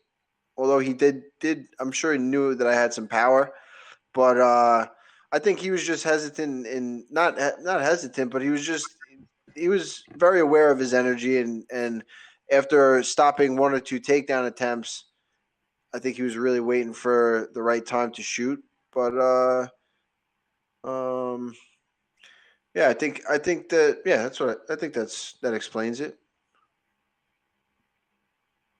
Did I answer your question? And about not tapping, it's because you've been like choked unconscious before, right? I think Michael Chiesa choked you unconscious. So like Yeah, well, I so think you've never tapped or you never tap in a fight. no, I mean, to be honest with you, I don't know. I wouldn't even. I would try to fight everything till I couldn't, and I get a little stubborn. But like, I don't know. Joint locks may be a little different story. I don't think. I don't think they're paying me enough And to get about my arm broken. But some guys they break their. You know what I mean? It's like you want to get out, but then again, if the guy breaks your arm, the ref's going to stop it anyway. So you might as well tap before your arm gets broken. Getting choked out, you can fight that until you go out. You can try to fight and just get every little bit of air. And sometimes, I was in a pretty deep spot against Kevin Lee the first fight. I got out of it. Um, yeah, you keep fighting. That's it. You fight. you brought up Kevin Lee, even Habib said that the Kevin Lee's biggest problem is his weakness because if you look at him like physically, like his arm reach, his build, even before he didn't have cardio issues. I don't know why now he's starting to have cardio issues for some reason, but like he has all the attributes. You fought him twice now. What do you think's the reason why he's so unsuccessful? Like he has like a great performance, then he goes back down like Barbosa, and then he fought you and Gregor Gillespie, and then he fights Daniel Rodriguez, and then why do you think he's like so up and down and things like that? And do you think you can ever become champion? It's going to be tough for him to become champion. I think the biggest thing in, in a in a champion is the mentality. I think you don't. Kevin Lee physically, the guy's like a specimen. He should be. He's like you said, his reach. He doesn't use his reach because it's a mental thing. He doesn't. I don't know. If it's the people he surrounds himself with, the coaches, what he's doing outside of the training room. For some reason, that guy just can't get it right. Uh, and I think he talks a big game, but I don't know if he's getting humbled in the gym or not even humbled, but just I don't know who he's training with. Does he know where he's really at? Because you hear him before his last fight, he's talking about Kamaru Usman. It's like, dude, you haven't even won a fight at 170. You got a little Yeah. ahead of yourself. There's a difference between being confident and then cocky, and even when Conor was talking all crazy, I think that he really had a good idea when he was coming up. The guys that he was fighting, I think he knew where he stood against the pack by the guys he was training with and everything. But Kevin Lee, I don't know if he's training with guys like I don't know. And um what was the thing that I was gonna say? Oh yes, after UFC 229 when Habib jumped the cage, like I noticed there was like a massive difference in opinion. Like I noticed that the media people like John Anik and like Karen Bryan and like a bunch of other media people like basically shitted on Habib, was saying he did the wrong thing, he's a bad person, trying to make him like try to be like a villain and stuff like that. And then I noticed the fighters they were like more like not that they condoned his actions, but like they were more accepting of what he did and more understanding of the emotions and the stuff that he went through. Why do you think that it's like the media people always talking shit about fighters and about what they're going through, and they've never done anything with that? And then it's like they you can see like a massive difference in between the two. Like John Anik was saying that Khabib is like lost his mind and he's dumb, and then Joe Rogan like quickly like cuts him off and stuff. Yeah. I think it's just two different ways of looking at something. You know, a fighter can understand what Conor put that guy through, and you know, especially the fact that he tapped so quick. It was kind of took the easy way out. It was it's just two different ways of looking at things, and I think the people that are in the commentating booth doing the commentary, they have to kind of portray it a certain way for the network, and they can't condone that stuff, you know, because if they're the ones condoning it, then who's to say that the next guy doesn't just do the same thing, and then it would put a bad light on the sport. Was it a good thing? Probably for the sport. It definitely hyped up future fights, but as far as like anyone that had any doubts about the validity of MMA, if they watch that, if that's their first event they're watching and they see that, not a great look. But I think that's what made it so great. Was like that fight was so big because it was more than just a fight. It was he made fun of his religion. He made fun of his country, and Conor's he's the loud guy that drinks and parties and all this, and then Khabib is, you know, very religious, very family oriented, and they're just two totally different worlds. And you see when that kind of stuff happens, that's when stuff becomes bigger than the sport, and that's when the fights really become popular. When it gets that big, yeah, I think that. But I think going back to what you asked, I think that they had to the commentators, they had to kind of portray it in that way just because that's their job, that's their network, and that's that's the way it has to be. Al, we do have two more in the And Yeah, Knight. Let's do one more. Let's do one more with Knight, and then we'll get Sonny on here or whoever is next. Dude, I appreciate you And coming to the on, man. point- Very intelligent guy, a lot of great questions, and not afraid to stand up for yourself against True Smoker. I like that. I just wanted to ask the Dominic Cruz, like when he's commentating and in the second round, you can see Khabib take Conor McGregor down after the punch, right? And then he starts smashing him, unloading on him. It's a 10-8 round.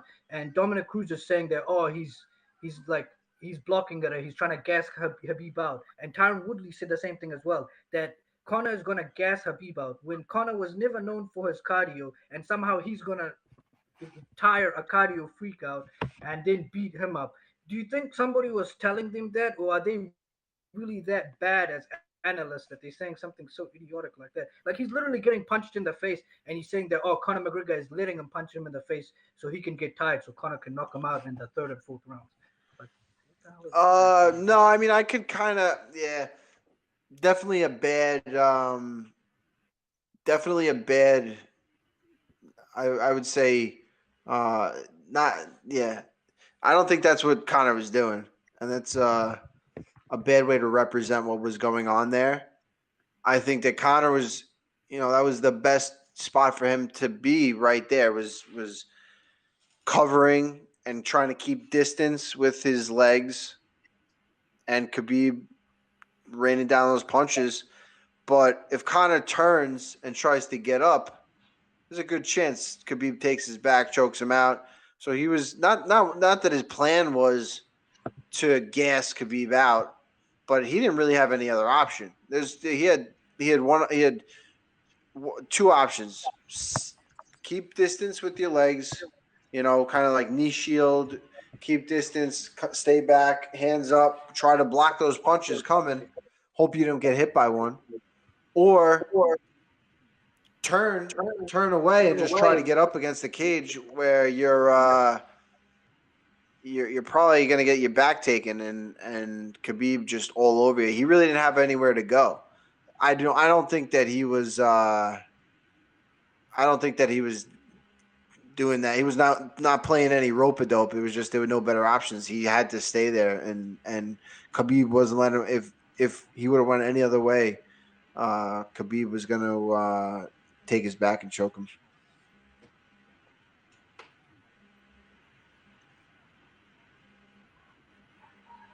Knight, I hope. Like, do you think somebody was telling them in the air to say that? Okay, sorry. No, I don't think so. I don't think people don't. No, I don't think anyone was telling him in the air. I think that he just saw. That popped into his head, and that's what he said. He saw that Conor was just kind of covering up. You know.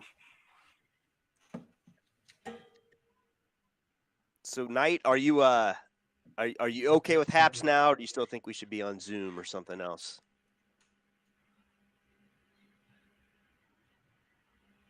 Can you hear me? Al, can you hear me? Yeah, it's fine. Yeah. Oh, it's fine. Thank you. Yeah, see, we're making progress. I love it. Knight, it's been a pleasure, my man. I hope you keep listening. Come on in the future. It's just that there's a delay. Yeah, they're working on it. We're working on it. It's freaking, you're an Australia guy. You know what I mean? How crazy is that? It's incredible. Yeah, Incredible. thank you so much for thing on and stuff like that. Awesome, brother. Just next time, maybe not with that other guy. That guy is. Thank you. Sounds good, man. All right, take care. All right, Man, go ahead. It was an intense. That got intense for a second, Aaron. I felt like you were sweating over there, huh? It was a little uncomfortable. I'm not gonna lie, but you never know. Listen, I'm all about the debate, but I think there were some low blows there, probably. So Yeah, truth got a little crazy there for a second. I was like, oh man. Yeah, he got crazy. Then he started going, "Oh, you're lucky I'm not here. I fucking kill you." I was like, "Holy shit, the guy's crazy." It looked like Knight was ready to throw, though. He was ready to go. Oh yeah, that guy was not. He was not pulling any. He was freaking, for lack of a better word, going kamikaze on him. That is golly. Let's see, 2 people tonight never been on Happs, figured out how to do it. So we're making progress. Yeah, dude. The Happs is great. This is freaking, you know what I mean? We're growing together. The Call Me Out show and the Happs app. Yeah. Love it. It's a whole other social media platform that links to every other social media platform. So where can you go wrong, right? Incredible. All right. I think Mahmoud has been waiting the longest. And then we have Sonny. Let's bring him in. All right. Are you ready? He's on camera. He's unmuted. He's got headphones. Hey everyone, can you hear me? We got you. Mahmoud is on. Excellent. Thank you for having me on the show. Absolutely, my man. That's what we do here. What's going on? Yeah, so I mean, talking about positivity and like injecting more positivity, I thought maybe I could talk about myself a bit and inject a bit of positivity for the viewers, because I'm an Oxford Law and Harvard Law graduate, but I've got a bit of an unconventional route to that sort of destination. And so, feel free to ask any questions at any point. And feel free to put Oxford mm-hmm. and Harvard. Mm-hmm. Damn. Yeah. So what the hell are you doing on the Call? What the hell are you doing on the Call Me Out show? You should be freaking. You should be building. The cars should be driving themselves, and you should be doing this, space cars or something. I mean, if Elon Musk wants to give me a call, I'm happy to answer. But you should be giving Elon Musk a call. Elon Musk didn't go to Oxford and Harvard. I mean, that's all very true. But yeah, like I say, I've come from like an unconventional background. I'm not like the sort of private school rubber dub dub, like everything's sort of clean road for me. And so these sorts of audiences are exactly the people that I want to speak to, because they're the people who've come from the places that I've come from.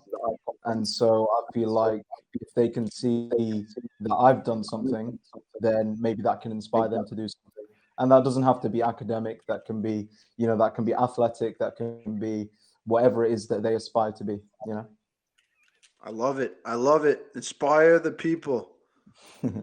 Yeah, so I mean, like I said, I'll just go through it. I'll try to be quick because I know we're already 2 hours into the podcast, but feel free to butt in at any point and ask any questions. But yeah, I'm a British Syrian. My name is Mahmoud. And as a kid, I used to go to Syria quite a lot. I used to visit like at least once a year, sometimes twice a year. And I don't know if you've seen Harry Potter, but to me, Syria was like my Hogwarts. It was like my home away from home. And I'm an only child, technically, biologically, but I never felt like an only child because I had all my cousins in Syria. I had like over 50 cousins in Syria, and they all felt like my brothers and sisters. So whenever I'd go there, I just feel like I was at home. I felt like I was with my family. And particularly, I had like a really close bond with one of my cousins. His name was Mustafa. And he was like a brother to me. He was the closest thing I had to a brother.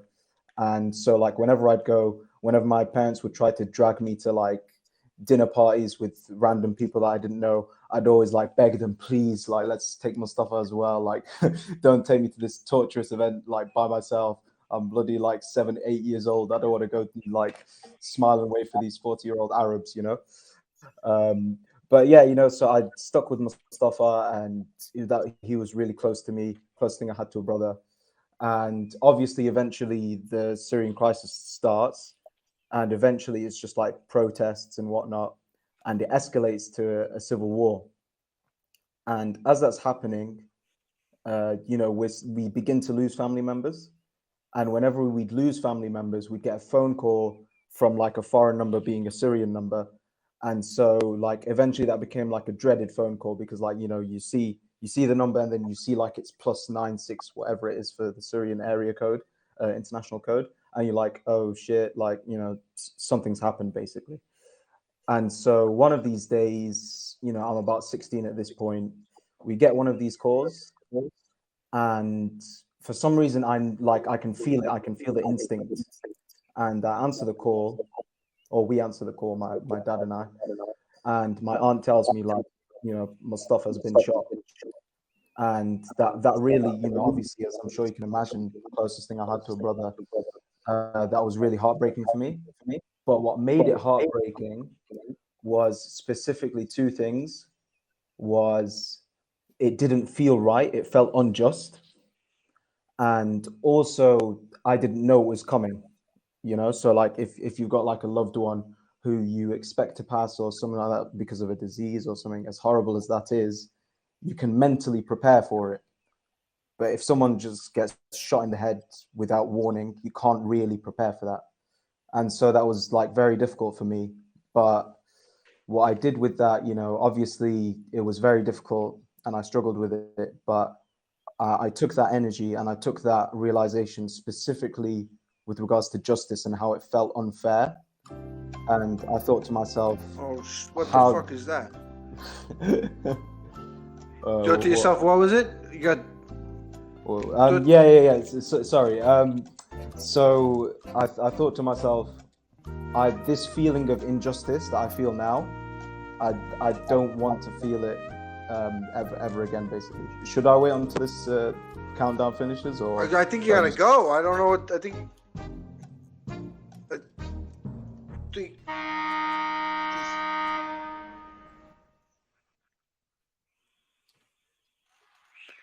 I don't know what the fuck happened, Aaron. Are you there?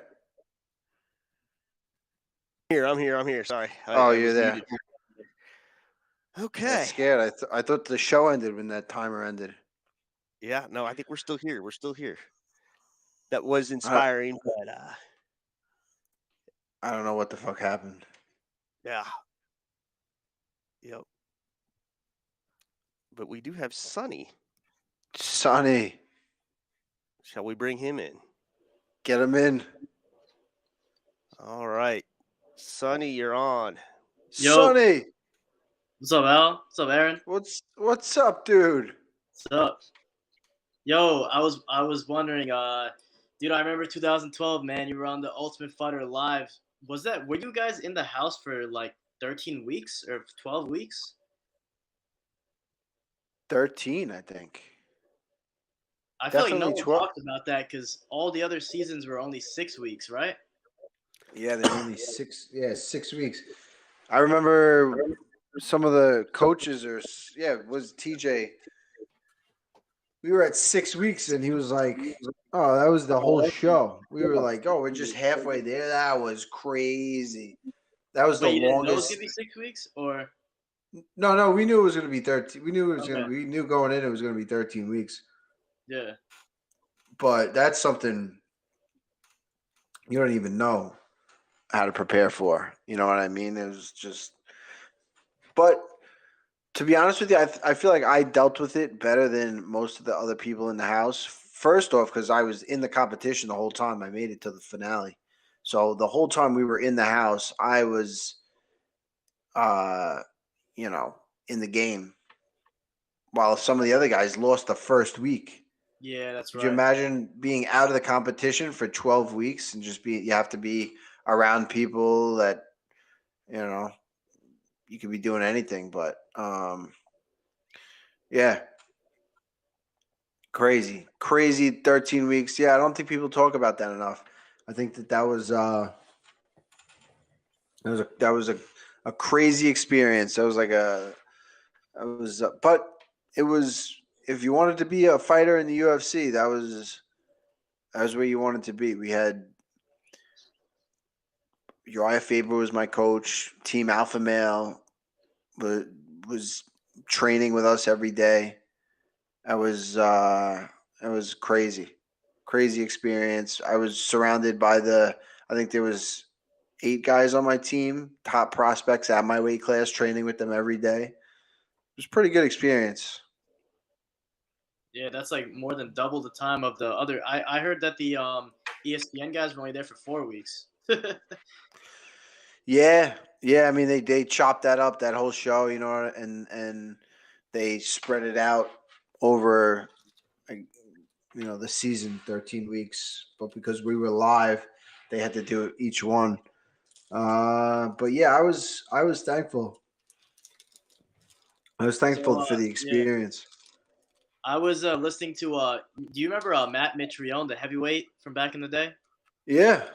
Yeah, so I was listening to him on a podcast. He was saying how when they were all in the Ultimate Fighter house, like with Kimbo and everyone, he said that so the way he would call his family is he would ask them to take him to the hospital to get like stitches or something like that, or check out like his leg or something, and he would ask the driver of the car if he can like use his cell phone, and he would like call his like girlfriend and stuff like that. Were any of you guys able to do that, or? Genius. So my friend had a bachelor party in Vegas while I was on the show. Yeah. And I was invited to the bachelor party. Jared Einhorn, my guy. So the first week, I gave Lance Palmer a note. He was a Team Alpha Male guy, one of the coaches during the season. I gave him a note to text my friend and tell him where the gym was and when we would be training. Yeah. And then I kind of like forgot about it. And we were driving one day, a couple of weeks later, to the gym, and we see so the gym is down this dead end. So there's never anybody down there. It's the last building on the dead end. There was a couple buildings, but they're like warehouses on the way to the gym. And there were like 5 or 8 guys around my age walking away. And we were all like, look at these idiots. They tried to break into the UFC, the tough gym. Or they tried to do whatever. They tried to whatever they were doing, but they were walking obviously it's a long walk. So we're like, and I'm like, that kid looks like Scro. Holy shit! It is Scro. It was them. They found the gym. They were Yeah. early. They were early to the thing. They were started walking away. The bus kept going. They were like, no, you can't see them. I go, Okay. fuck this. Wait, who told you can't see them? The driver, Okay. they have vans. They drove us in vans, and he was like he was one of the producers. Oh, one of the So producers was the one driving the van. Okay. he's not the producer, but he was on the production team. Sorry. Okay, got it. Yeah. So we get there to the gym. So there may be, I don't know, quarter a mile away now. And they're like, at this point, I had won, I think, 2 fights. So I was deep in, I was in. You know, I was a guy on the show that had won. And they go, no, you can't go. You're gonna get kicked. I didn't say that you're gonna get kicked off, but they were like, you can get kicked off. And I just sprinted. I sprinted down, and I was like, yo, what's up, guys? How you doing? No way. I was like, I wish I could be hanging out with you guys. They were, yo, you're killing it on the show. I said, how do I look? I look good. Are they like portraying me good? Because we couldn't watch the show. We didn't watch. Right. We didn't. Every week is live, but the show was recorded and then they'd air it. And that's the reason we weren't allowed to talk to anybody, because they didn't want, a friend or a relative to be like, yo, don't stop acting like an idiot or stop doing this. That, they wanted no outside influence. Right. So I ran down there. They're like, yo, you're killing it. You look like you're the man. Freaking keep winning, blah, blah, blah. And it might have been like a 5-minute conversation I had with them, but it felt like that just for the next week and a half, I was just, it was like you got a visitor in prison or something. I mean, I never been in prison, but it was what I would imagine. Like you don't see anybody, and you finally see some people from home. Wait, so when you Crazy. gave Lance the note, it was like you wrote it with a pen on a piece of paper, or what was that? What was the note? Yeah. I wrote it. I said, I think I just wrote like, Lance, my buddy, tell my buddy, Matt, that we're here. I think I told it was like his best man, the best man. I told him to text or call him and let him know where we're gonna be, so they can come and like, I don't know. I didn't know how they'd see or what they'd do, but yeah, they found us and they found the gym, and yeah, it was pretty sick. Nice, man. So, all right, I have another question. What happens if Merab and Aljamain got a fight? They get paid a lot of money. I don't think they would fight even for a lot of money. I don't think Merab would do it. I don't think Aljo would do it. Because Merab's in the top 5 now. He's like number 6, which is whatever, basically top 5. Yeah, I mean, that would be a good problem to have. Either they Long Island they guys, the top. What's that? I said that would be 2 Long Island guys at the top. That'd be crazy. Yeah. Yep. The Jamaican Long Islander and the Georgian Long Islander. Yeah. Incredible stuff. I think you guys basically adapted. Yeah, I don't think either of those guys could go down to 125. And I don't know Aljo kind of looks like he has the build that could go up to 145, but I don't know. He doesn't seem too enthusiastic about going up. But yeah, I mean, if they were number 1 and number 2 in the world, they'd probably just fight everybody else. If they got paid millions and millions of dollars, maybe then they'd fight each other. I don't know. I would think that not really. Mo Lester, Merab is overrated. Did you see that last fight? Are you kidding me? I did see on Aljo's podcast, though, or heard rather, that he actually brought that up. Aljamain Sterling brought up that he had no interest in fighting Merab. They think of something else, or he doesn't have a lot, more time in his fighting career probably, and he would step aside from Merab, and talked about a few other scenarios. So I don't think you know him better than me, obviously, Al. But I don't think they're fighting each other. Okay. Yeah. Have you ever talked to Miles Jury since the show? Because I subscribe to his YouTube channel and he does real estate. You Well, know, he I doesn't- haven't. I've spoken to him years ago, but I know that he was kind of sponsored by Rich Dad Poor Dad Robert Kiyosaki for a little bit. I'd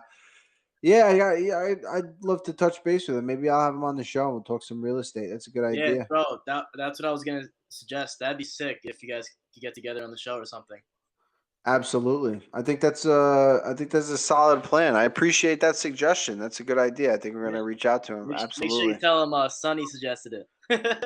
Absolutely, Sonny, you're the man. We give you all the credit. We give credit where credit is due. And All right. absolutely. All right, one more question. What was the funniest moment in the Ultimate Fighter house besides the thing that you and Kiesa talked about when you like messed around with the camera guy or whatever? Yeah. With the pool stick. What was the other fun? I mean, that was freaking hysterical. We were dying. Oh, Cristiano Marcelo, he was on our season, and The guy who choked out Crazy Horse. yeah, there you go. Yep, the guy that choked out Crazy Horse he's a shoot box guy, Brazilian.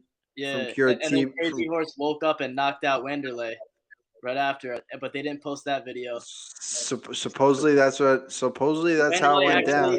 Wanderlei actually admitted it a couple months ago. Really? Yeah, on the Wow. show. Yeah. He was saying, like it actually had, like Crazy Horse actually knocked me out. Like right after he woke up from the triangle, and he straight up just punched Wanderlei right in the chin and just knocked him out cold. Crazy Horse. I've seen Crazy Horse in person. And yeah. He's not a very big guy, and freaking Vanderlei Silva is pretty big. The Crazy Horse is out of his mind. That's for sure. He tried out for the same season of the Ultimate Fighter. Yeah. Really? Yeah, he was on. Yeah. He was there. He was like drunk and high. And he was at the tryouts. Yeah, I think he didn't get on because he had 2 criminal convictions, felonies against him, and that's the reason he didn't make it. Because I'm sure they would have loved to have him on. But Cristiano Marcelo, we were in the van, and we were like 8, 9, 10 weeks in this thing at this point, and there was like our exposure to women was zip. There was not like one girl would come over. She worked with the social media team, and she'd come over and like tweet for us, and she'd walk in, and we'd just like smell woman, and we'd all be like, like freaking crazy. It does some crazy things to your head. Okay. So we're driving in the van going to practice, and there were like 3 smoking hot chicks walking down the street, and Cristiano, he rolls down the window, and he was just like, "Let's do something!" And he just yelled. He goes, "Let's do something!" And we all felt what he felt. We just were like, get us out of here. Freaking, I don't know if it's a great story or anything, but in my head, from seeing it, I can see it over and over in my head and feeling what he felt. It was like we just kept saying that for the whole time afterwards. We just kept saying, "Let's do something." Like, fuck, this.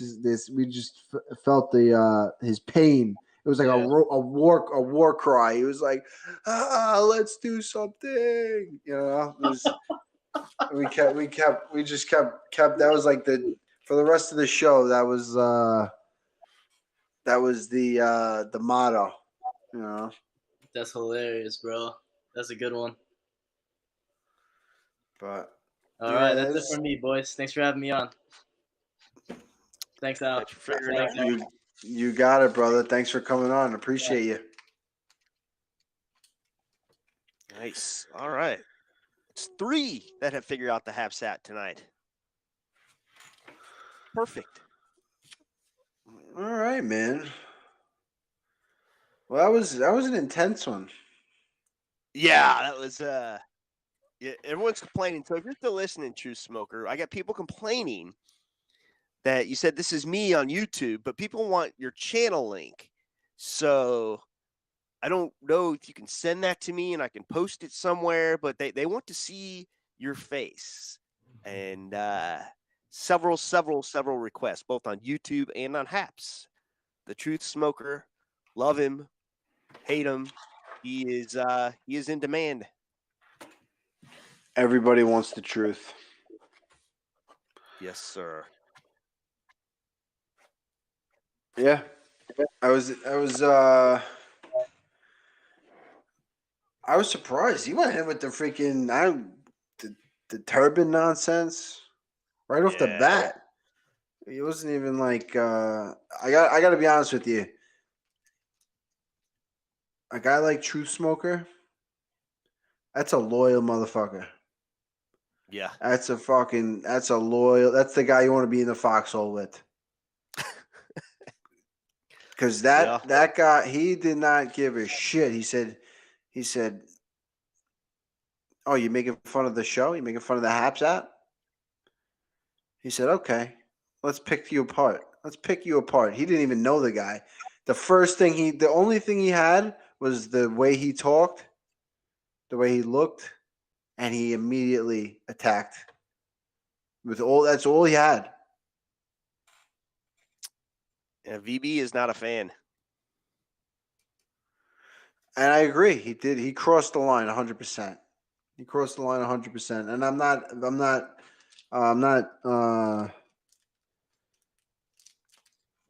saying he did the right thing. But he did have our back. It's kind of like, you could have our back, and I still kind of like disagree with the way you go about it. Mm-hmm. But he freaking went to war for us immediately. He goes, freaking you what? He goes, he goes, knock, knock.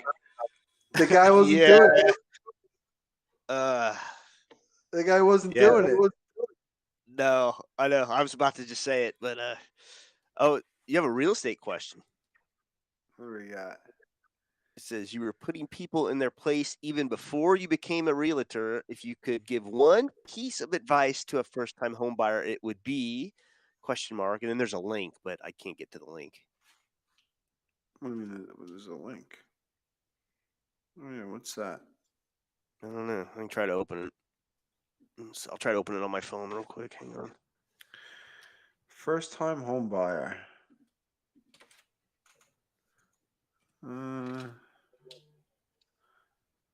Oh wow, look at that. Oh, the link is a video of me shadowboxing. Oh, it's from Twitter. Love it.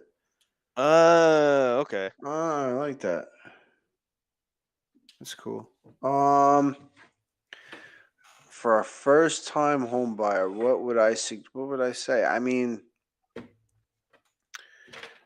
to be honest with you, if you're a first time home buyer, you'd probably want to. It depends. If you like want to go the investment route and you want to, even if you're not, you should buy something that you can rent out half. Rent out a basement, rent out the 2-family, you rent half, you live in half. You do that for a little bit. You basically live for free. Whatever the other half pays, it's probably going to be pretty close to the mortgage. You might pay the utilities. And then you do that for a little bit until you can save enough to buy the second house. And then you rent out both units in the first house. And that'll pay for the second house. And maybe you might even do it the right way. You might even be above water, making a little bit of money. You can just kind of, and then if you do that again, you can kind of just, it's like, you just keep doing it over and over again. It's a little tricky living with people sometimes. If you got to find the right setup, sharing a backyard, you might not be too thrilled about. But there's ways to make it work. But I would say that would be a good option if you can find the right place. Buy something where you can either rent out the basement, separate entrance. Find something with a separate entrance. You could put a little kitchen down there, full bathroom. Rent it out. Aaron? Got to have the garage though, right? You're a big garage guy. Well, yeah. I mean, the garage you put into, I make it into a gym. That's my gym. Yep. So But if you can figure out how to make it a bonus room, like Al does with the gym, I mean, that's certainly another way to go. I have a drummer's asking like a duplex. What you have a what? What was it, Aaron? Oh, I was gonna say I did. I turned my garage into like kind of like an outdoor kitchen, so I pull everything out to the driveway. This is at the lake house, you know. I don't know. I just Nice. love. I don't know. There's so many things you do with the garage besides park your car, I guess. 100%. I think if you're parking your car in the garage, you beat. The only reason I could see you doing it, parking your car in the garage, is if you're like older and you don't want to shovel snow in the winter, and you just pull in, and then you can't have a garage. You can't park your car in a garage that doesn't have an entrance to the house. It's like bad. You gotta have the end. So you in the snow. That's the only. I can only see you parking your car in the garage. If you park it in the garage, you get out. Maybe a breezeway, but you gotta have the door from the garage to the house. Otherwise, what the hell are we? Then you gotta walk. Then you're pulling it in, and you gotta walk in the snow, and you gotta. It's the same. It's all the same shit. This house actually has the garage breezeway combo, so I do use the garage here. But I got I got a shop. I got an outdoor kitchen, you know. So sick. I can actually set up. I do. Drummer's asking like a duplex. What I was saying before, yeah, like a duplex where you're duplex. You two family house, or sometimes you get the mother daughters where you can, you have two separate entrances, an outside entrance to the basement, an outside entrance to an upstairs, something with two kitchens. Those are always the valuable houses to me. In my eyes, you can you rent it out. Airbnb the other half. Oh man. Then you're right next door. You can go next door, you can change the sheets, you can clean up, you could have a service do it for you, but you're pulling in money. Then your house is an investment. That's the only way. Everyone always says, "Oh, your house is the biggest investment you're ever going to buy." Bullshit. If you're buying a house, a single family house, and you're living in it just yourself, you're paying the mortgage, you're paying the taxes, you're paying. It's a lie. It's not an asset. Unless you're pulling in money, it's making you money in some way. Yeah, I think that. And then until you got a couple of these houses. Well, you can. I guess you can move into a house and update it, but you got to know what you're getting into and try to flip it that way. Yeah, true. You can. I mean, you move into a house, right? So that's like the bigger pockets, the Burr method: buy, rehab, refinance, repeat. You buy a house, you rehab it. That builds the equity. Your house is now worth more. You take the money out, you refinance it. You take that money out, use that money to buy another house, and you just keep the process going, keep it going. Either rent that house, buy a new one, do it there, or you live in that one, buy another one, and just keep repeating the process over and over again. I haven't done it myself, but it seems to work for a lot of people. It does. You got to know what you're doing. I know people have done it and either done well with it or not done well with it. You got to, if you're going to do everything yourself, you got to know what you're getting into. If you're going to go with another company, you got to know who they are and, are they reliable? Are you going to be able to get, your money's worth out of the deal? So, a non-real estate question is VB wants to know if we got who you got for the Wilder Fury fight. Fury. I think Fury is just in his head. The guy's saying he messed with the gloves. Did you see that? The best The best. Wilder's like, I made so many changes since the last fight. I'm doing so much better now. I've changed this. I changed that. And Fury's like, well, I thought you said I changed the gloves. I fucked with the gloves. He goes, why are you doing all this changing shit if the only reason that I won is because the gloves were fucked with? And he was like, shut your fucking mouth or something like that. It was so good. And he had no response. He had no response. He just sat there. It was fucking incredible. Incredible. So that RV Truth wants to come on sometime. He just left a comment. This is the guy Wow. that Truth Smoker. So maybe next week. Yeah, 100%. RV Truth. Next week, we're going to have him on. We're going to have, uh-oh. Well, it rang and it stopped ringing. Maybe that was him for a second. Barry Holiday is asking, do I work in commercial or residential real estate? I work in residential. I'm trying to get into the commercial. I'm trying to get into the big stuff. I have like the game of Monopoly. What is it? 3 green, one red hotel, or is it the other way around? I do 3 not. red. We got to get into the commercial, maybe a hotel or something. You know what I mean? The Raging Owl. It doesn't sound like a great hotel name, but well, think of you something. could. Here's the catch. You can go in. The rooms can be designed where you can trash the room, no problem. And That would then be sick.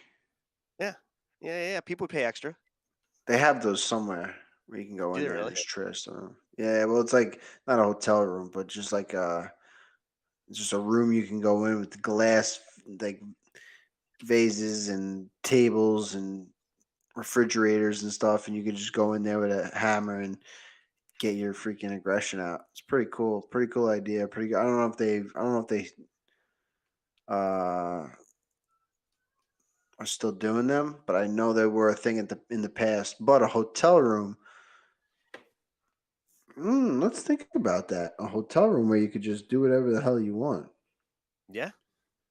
Not a bad idea. I don't know. I feel like we're a unique breed. The people that get off on wrecking hotel rooms.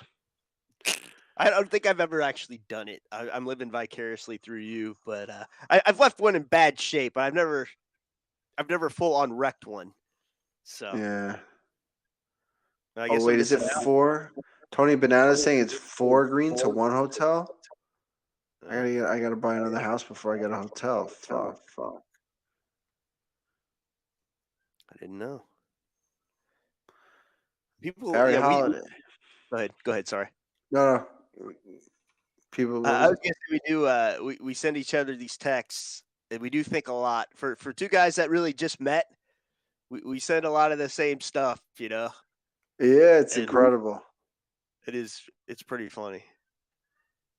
And what happened? I gotta ask you. So we were trying to get. Let's see. The carjacker was in jail, right? But we were trying to get Kevin Holland. Did he ever respond to you? No, I never responded. I never got a response from him. He looked at the text messages. He big timed me. Fucking guy, Kevin Holland, big time me. He looked at him. Who But does he think he is? yeah. Oh, we're getting a call. Would you like to take a call? Yeah, bring him on. All right. Go ahead. Oh, hey guys. Is this Aaron and Al? Yes, it is. You can call him and Aaron, and you can call me out. Yes, sir. Yep, I'm a third-time caller. I can't figure out how to do the video chat on Happs yet, but I will. Okay. I think you guys would prefer, right? But I can't get it going yet. But how you guys doing tonight? We're doing good, but it looks like we just lost Al somehow. I'm not sure what happened. So hopefully he comes back soon. This has never happened. Al, where'd you go? Uh-oh. This could be a situation.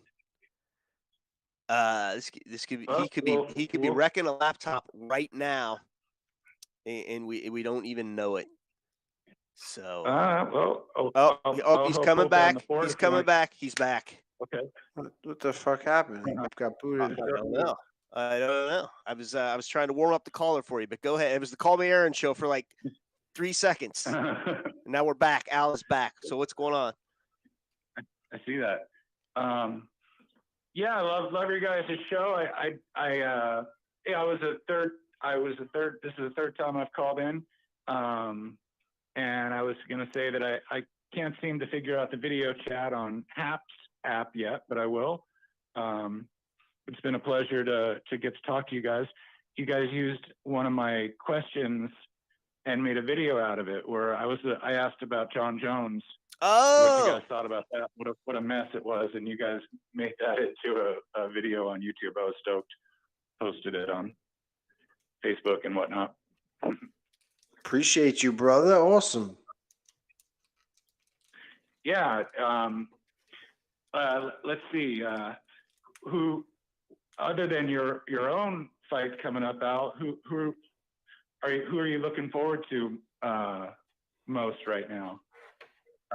Anybody in particular coming up real soon that you know of in UFC that you think is going to be a good fight? Definitely looking forward to Gaethje and Chandler. Oh, right. When's that? That's the same night. That's November 6th. Same night as my fight. Oh, okay. Is that the main event for your card?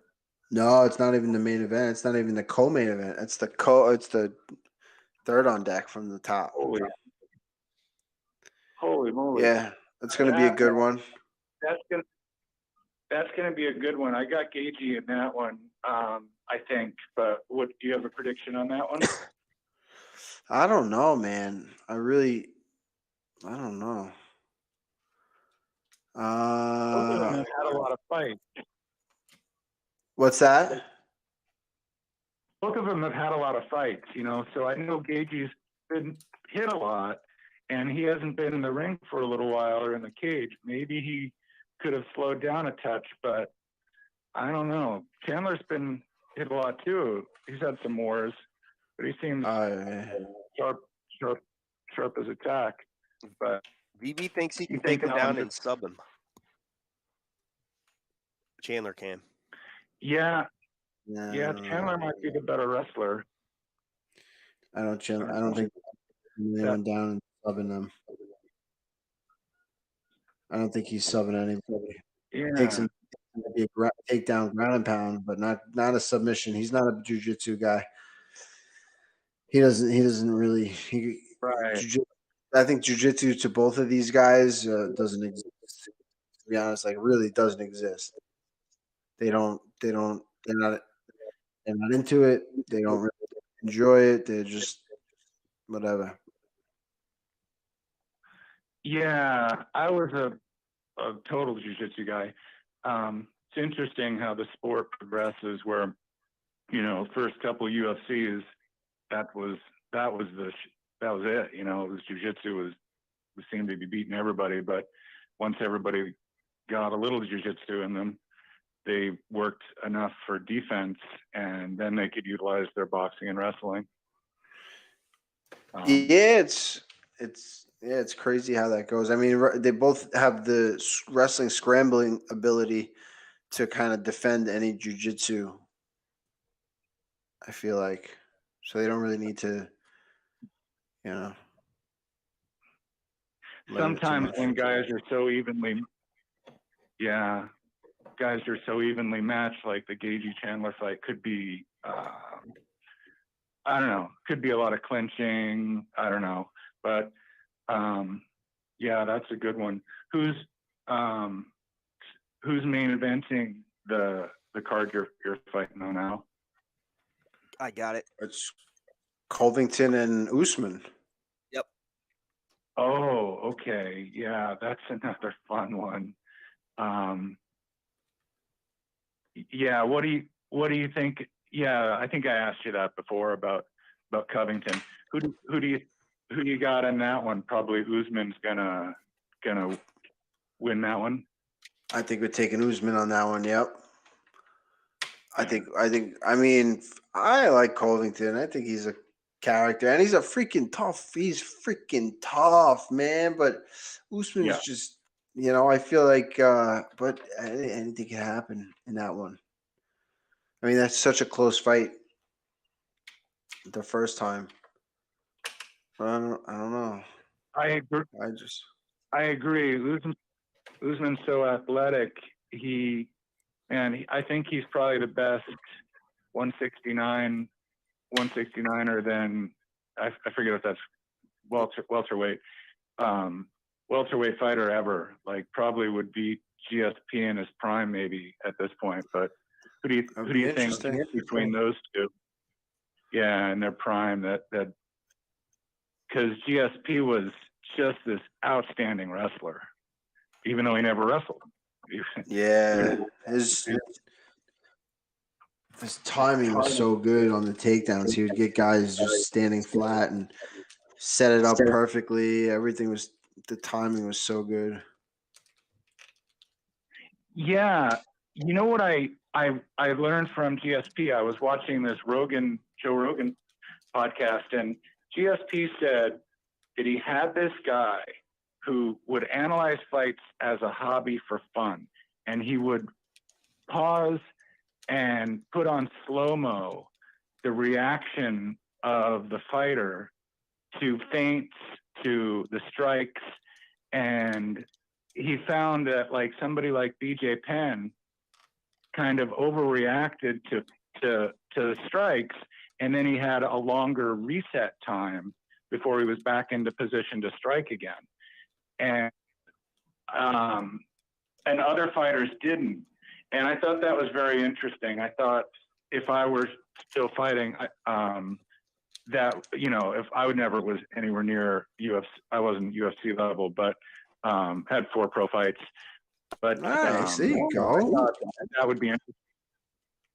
Yeah, thank you, Al. I was stoked to do it. It was 1999, and it was in the Boss Rutan Invitational. Wow. Some of my loss. Yeah, it was fun. Like I lost to Dennis Kang. I had a 2-2 record, but I was a jiu-jitsu guy and went on to get my Brazilian jiu-jitsu black belt after that. Wow. I just did a few fights just to see how it goes. But obviously, I'm a huge fan of Matt Serra, and can't believe you get to train with those guys every day, and Ray Longo, and I don't know as much about Longo and his striking. I'm sure it's high. He knows exactly what he's talking about, but I know Serra is obviously a legit jiu-jitsu expert. Oh, for sure. I mean, Ray is just a knowledge of the game from. I mean, back when Europe. Yeah, it was a long time ago. What do you do now? A lot of the same stuff that you do. Well, I owned a gym. After I got older, I'm in my 50s now. After I got older and couldn't fight anymore and couldn't even grapple much, I had neck surgery and stuff. I started my own gym in Colorado. It was called 8th Street Gym. And nice. We ended up with, it's still, the website's still up. I sold it, and I live in California now, in San Diego. But that was a really great time in my life because we had as many as 500 members at one point, and we took guys. It was an MMA gym, so I was the jiu-jitsu coach, and then we had a Muay Thai coach, two Muay Thai coaches, and a boxing coach, wrestling coach. So we were just like you guys, but just on a lower level, of course, and it was in a town called Grand Junction, Colorado.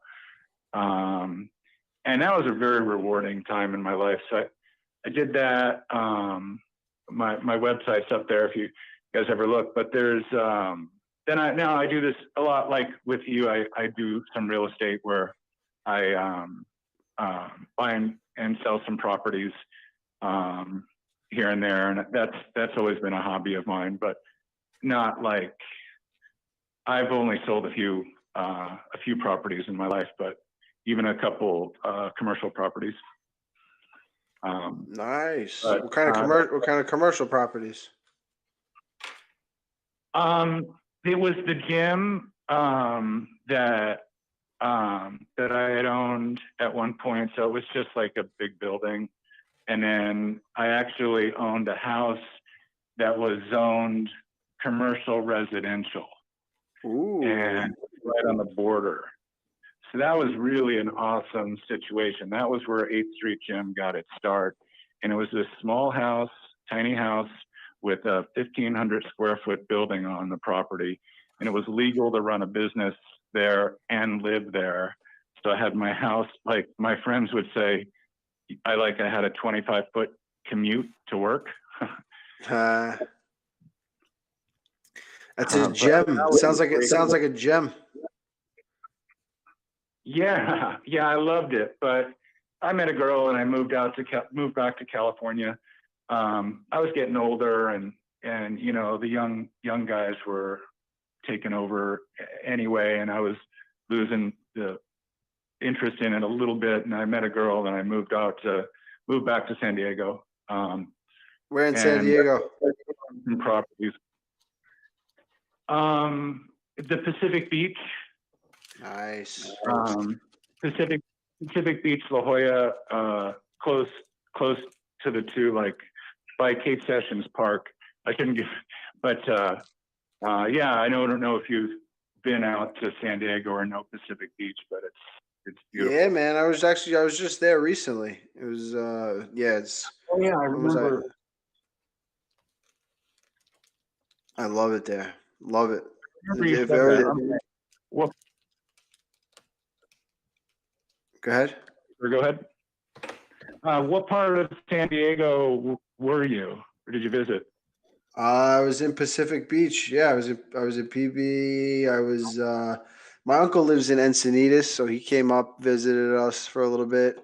I went to Coronado, and I was there years ago. I've been to San Diego probably like a handful of times, and I just love the vibe there. I love the beach. I love that you can, you take a 10-minute ride. You're in a totally different area, totally different beach.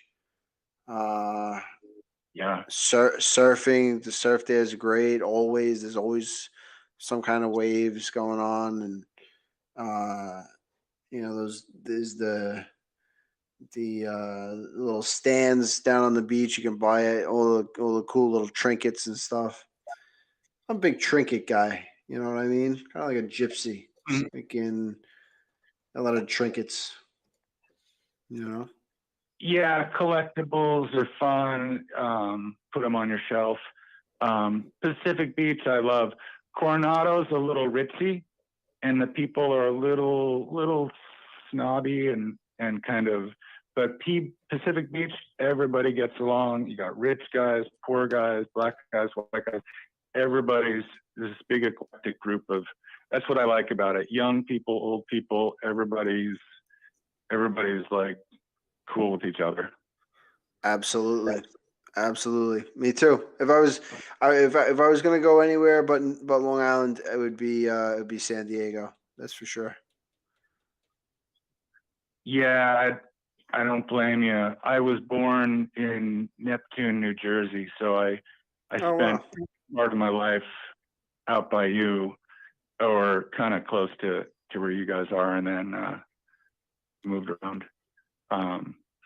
But yeah, man, mixed martial arts and jiu-jitsu is a big part of my life, and just like you, I worked as hard as you guys. I just wasn't as athletic and had some injuries. So, if I could have, because if I'd have won my division, I would have got into the UFC. If I had won, it was back when you could do tournament style fighting. So it was single elimination. And I drew, the two guys I lost to were Dennis Kang, who you might remember. Hey, he fought in the UFC, fought in Pride, everything. Yep. Yeah. So Kang was legit, and another guy named Eugene Jackson, who was another scary. Yeah, he was a scary style for me because I'm a ground guy, and he was a boxer wrestler, and I'm like, oh shit. And I wasn't even like weight division.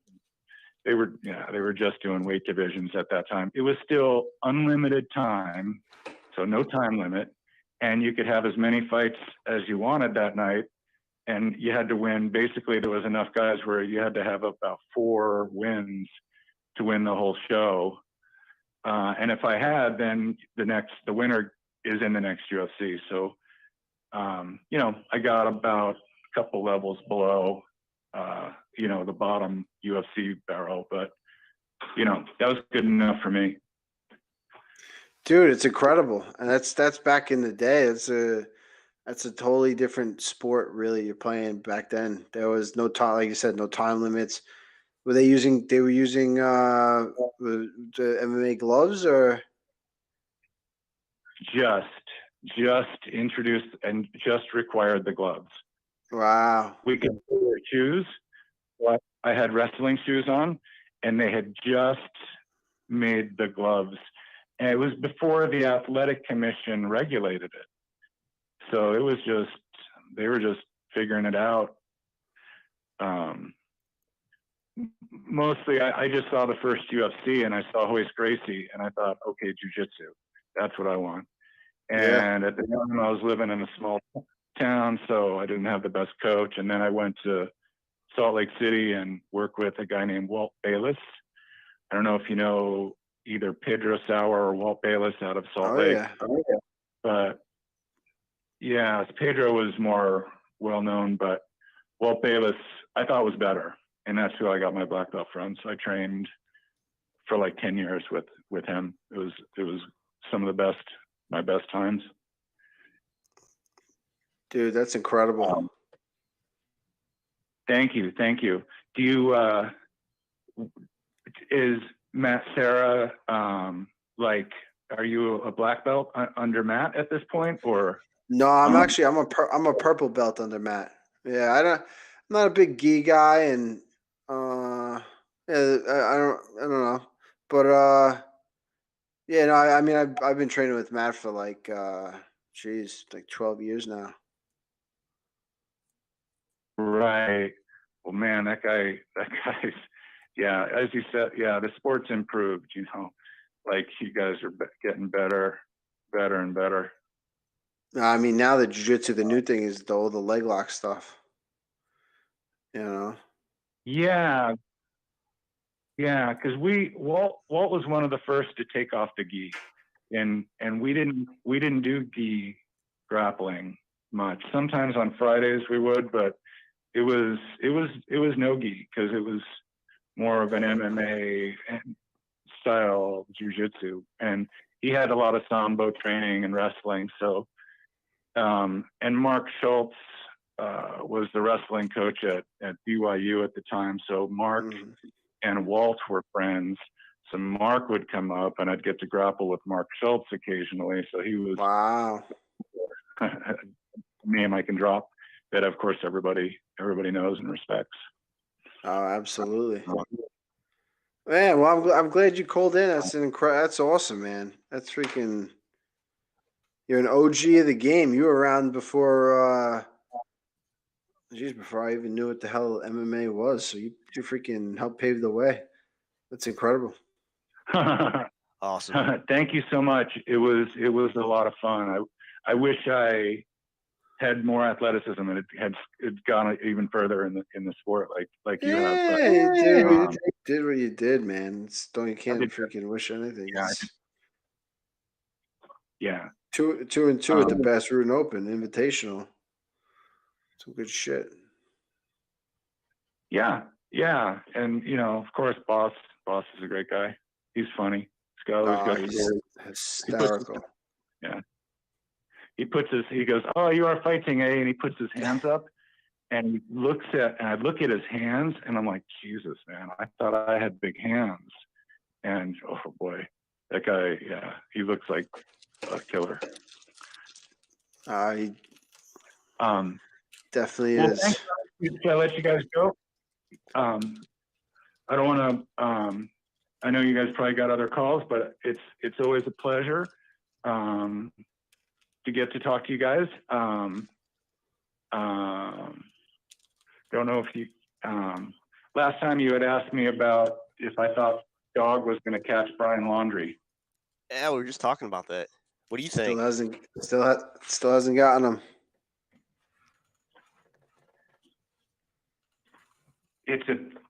Whoops, are you guys still there? No, we're still there, bud. Okay, it's a trip, man. I hope that Dog catches him because he'll have it videoed, and he's the coolest guy ever, man. And I'd love to see him put that guy in handcuffs. He ain't catching him. Well, yeah, I don't know. It's weird. He's that guy's gonna have to off himself. Well, I would think he'd be. What's that? Well, Al, I was going to ask you, like, what's your theory? Because we were talking about it last night about where Brian is. I think he's yeah. Yeah, or he left the country. If I would think you'd have to get out of the country because they're going to get caught if he's in the United States, or he might have killed himself. But how he's gonna, they're gonna fry you if you get caught. So he's got to either shoot himself or get the hell out of the country or go to prison for the rest of his life. And I don't know how extradition works and what. But I think a freaking alligator got him, or a bear or something in the woods. He was in the woods somewhere. He was hiding out, or he was in the freaking swamp. Something got him. I think. If you get caught, so he's got to either. Oh, Slumdog, can you mute yourself, buddy? Uh-oh, he's on feedback. I got him muted, but I can't. Yeah, no, that was. It's not you. Okay, I got his mic turned all the way down. Okay, sorry about that. Technical difficulty. Oh, no problem. Oh man, it's fun watching you guys just get your show started, and it's going to get bigger and better. That's it, man. I appreciate it. We appreciate the call. You're an OG of the game. Not too often you get to talk to somebody like yourself. Or we get to talk to somebody like yourself. So I appreciate the guy. Awesome, man. Really cool stuff. Oh, thank you. That's how I knew exactly who Elvis Sinistek was. And there you go. It was great. Yeah, it was great hearing from him because he looked great. He was doing great. He's still in training. I'm like, wow, man, guy's better than me. Knows more about it than me too. I'm like, damn, he's still on top of his shit. Oh, he knows he's on top of everything. That's for sure.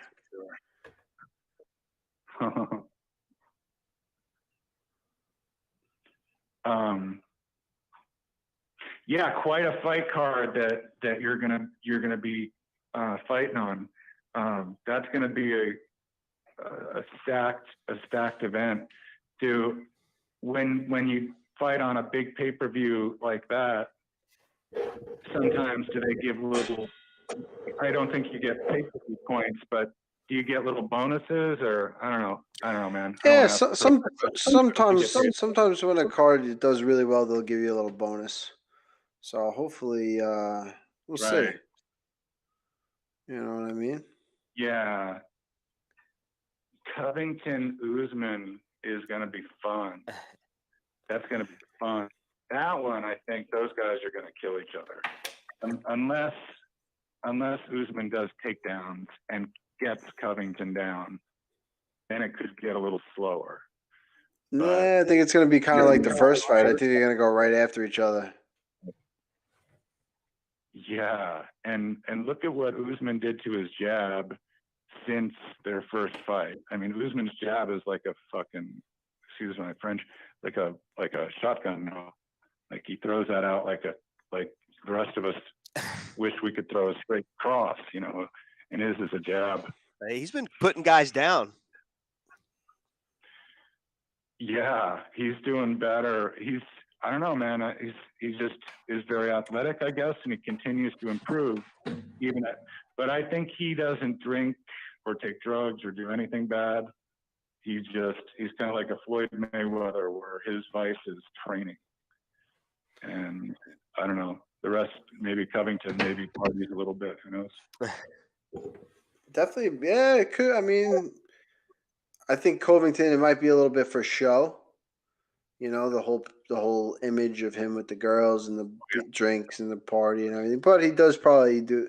I'm going to say they both party a little bit. They both drink a little bit. They both know how to have fun.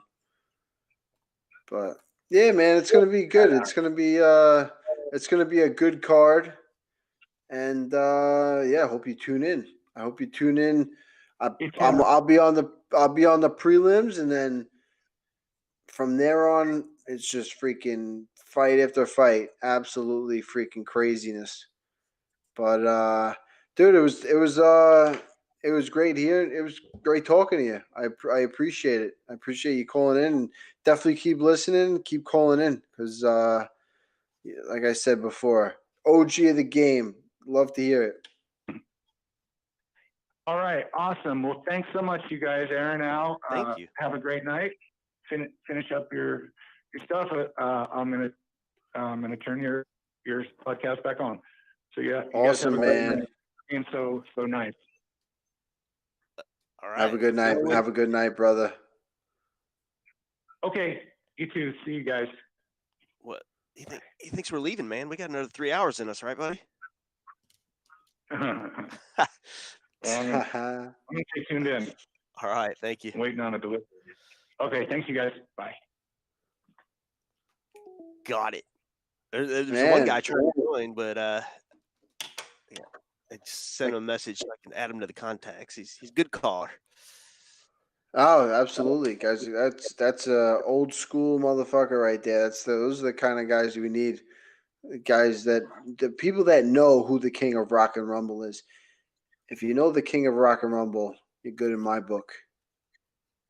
And if you don't, educate yourself. Elvis Sinisek, first Australian champion, guy paved the way for Australian MMA, and he was on the show last week.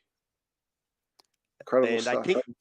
I think this week was the best we've ever had with the success. I can't talk.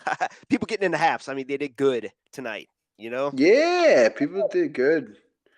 It was a good night. We made another fan. Go ahead. Sorry. And we did. We made who's the fan that we made? Night Attorney says thanks. I'll be here next week. Sick. Coming at me hot for a minute there about using the Happs app, and he'll be here next week. We'll be looking for you, buddy. If you can't figure it out, good riddance. That's what I always say. Until next week, Aaron, it's been fun, my man. Yes, sir. Let's hit that music. I'm going to hit that music. I should have been That's ready for Aaron. it.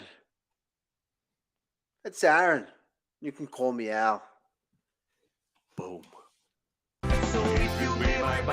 Thanks for listening to Call Me Al with Al Iaquinta. Remember to subscribe to the podcast wherever you like to listen. I can call you Betty.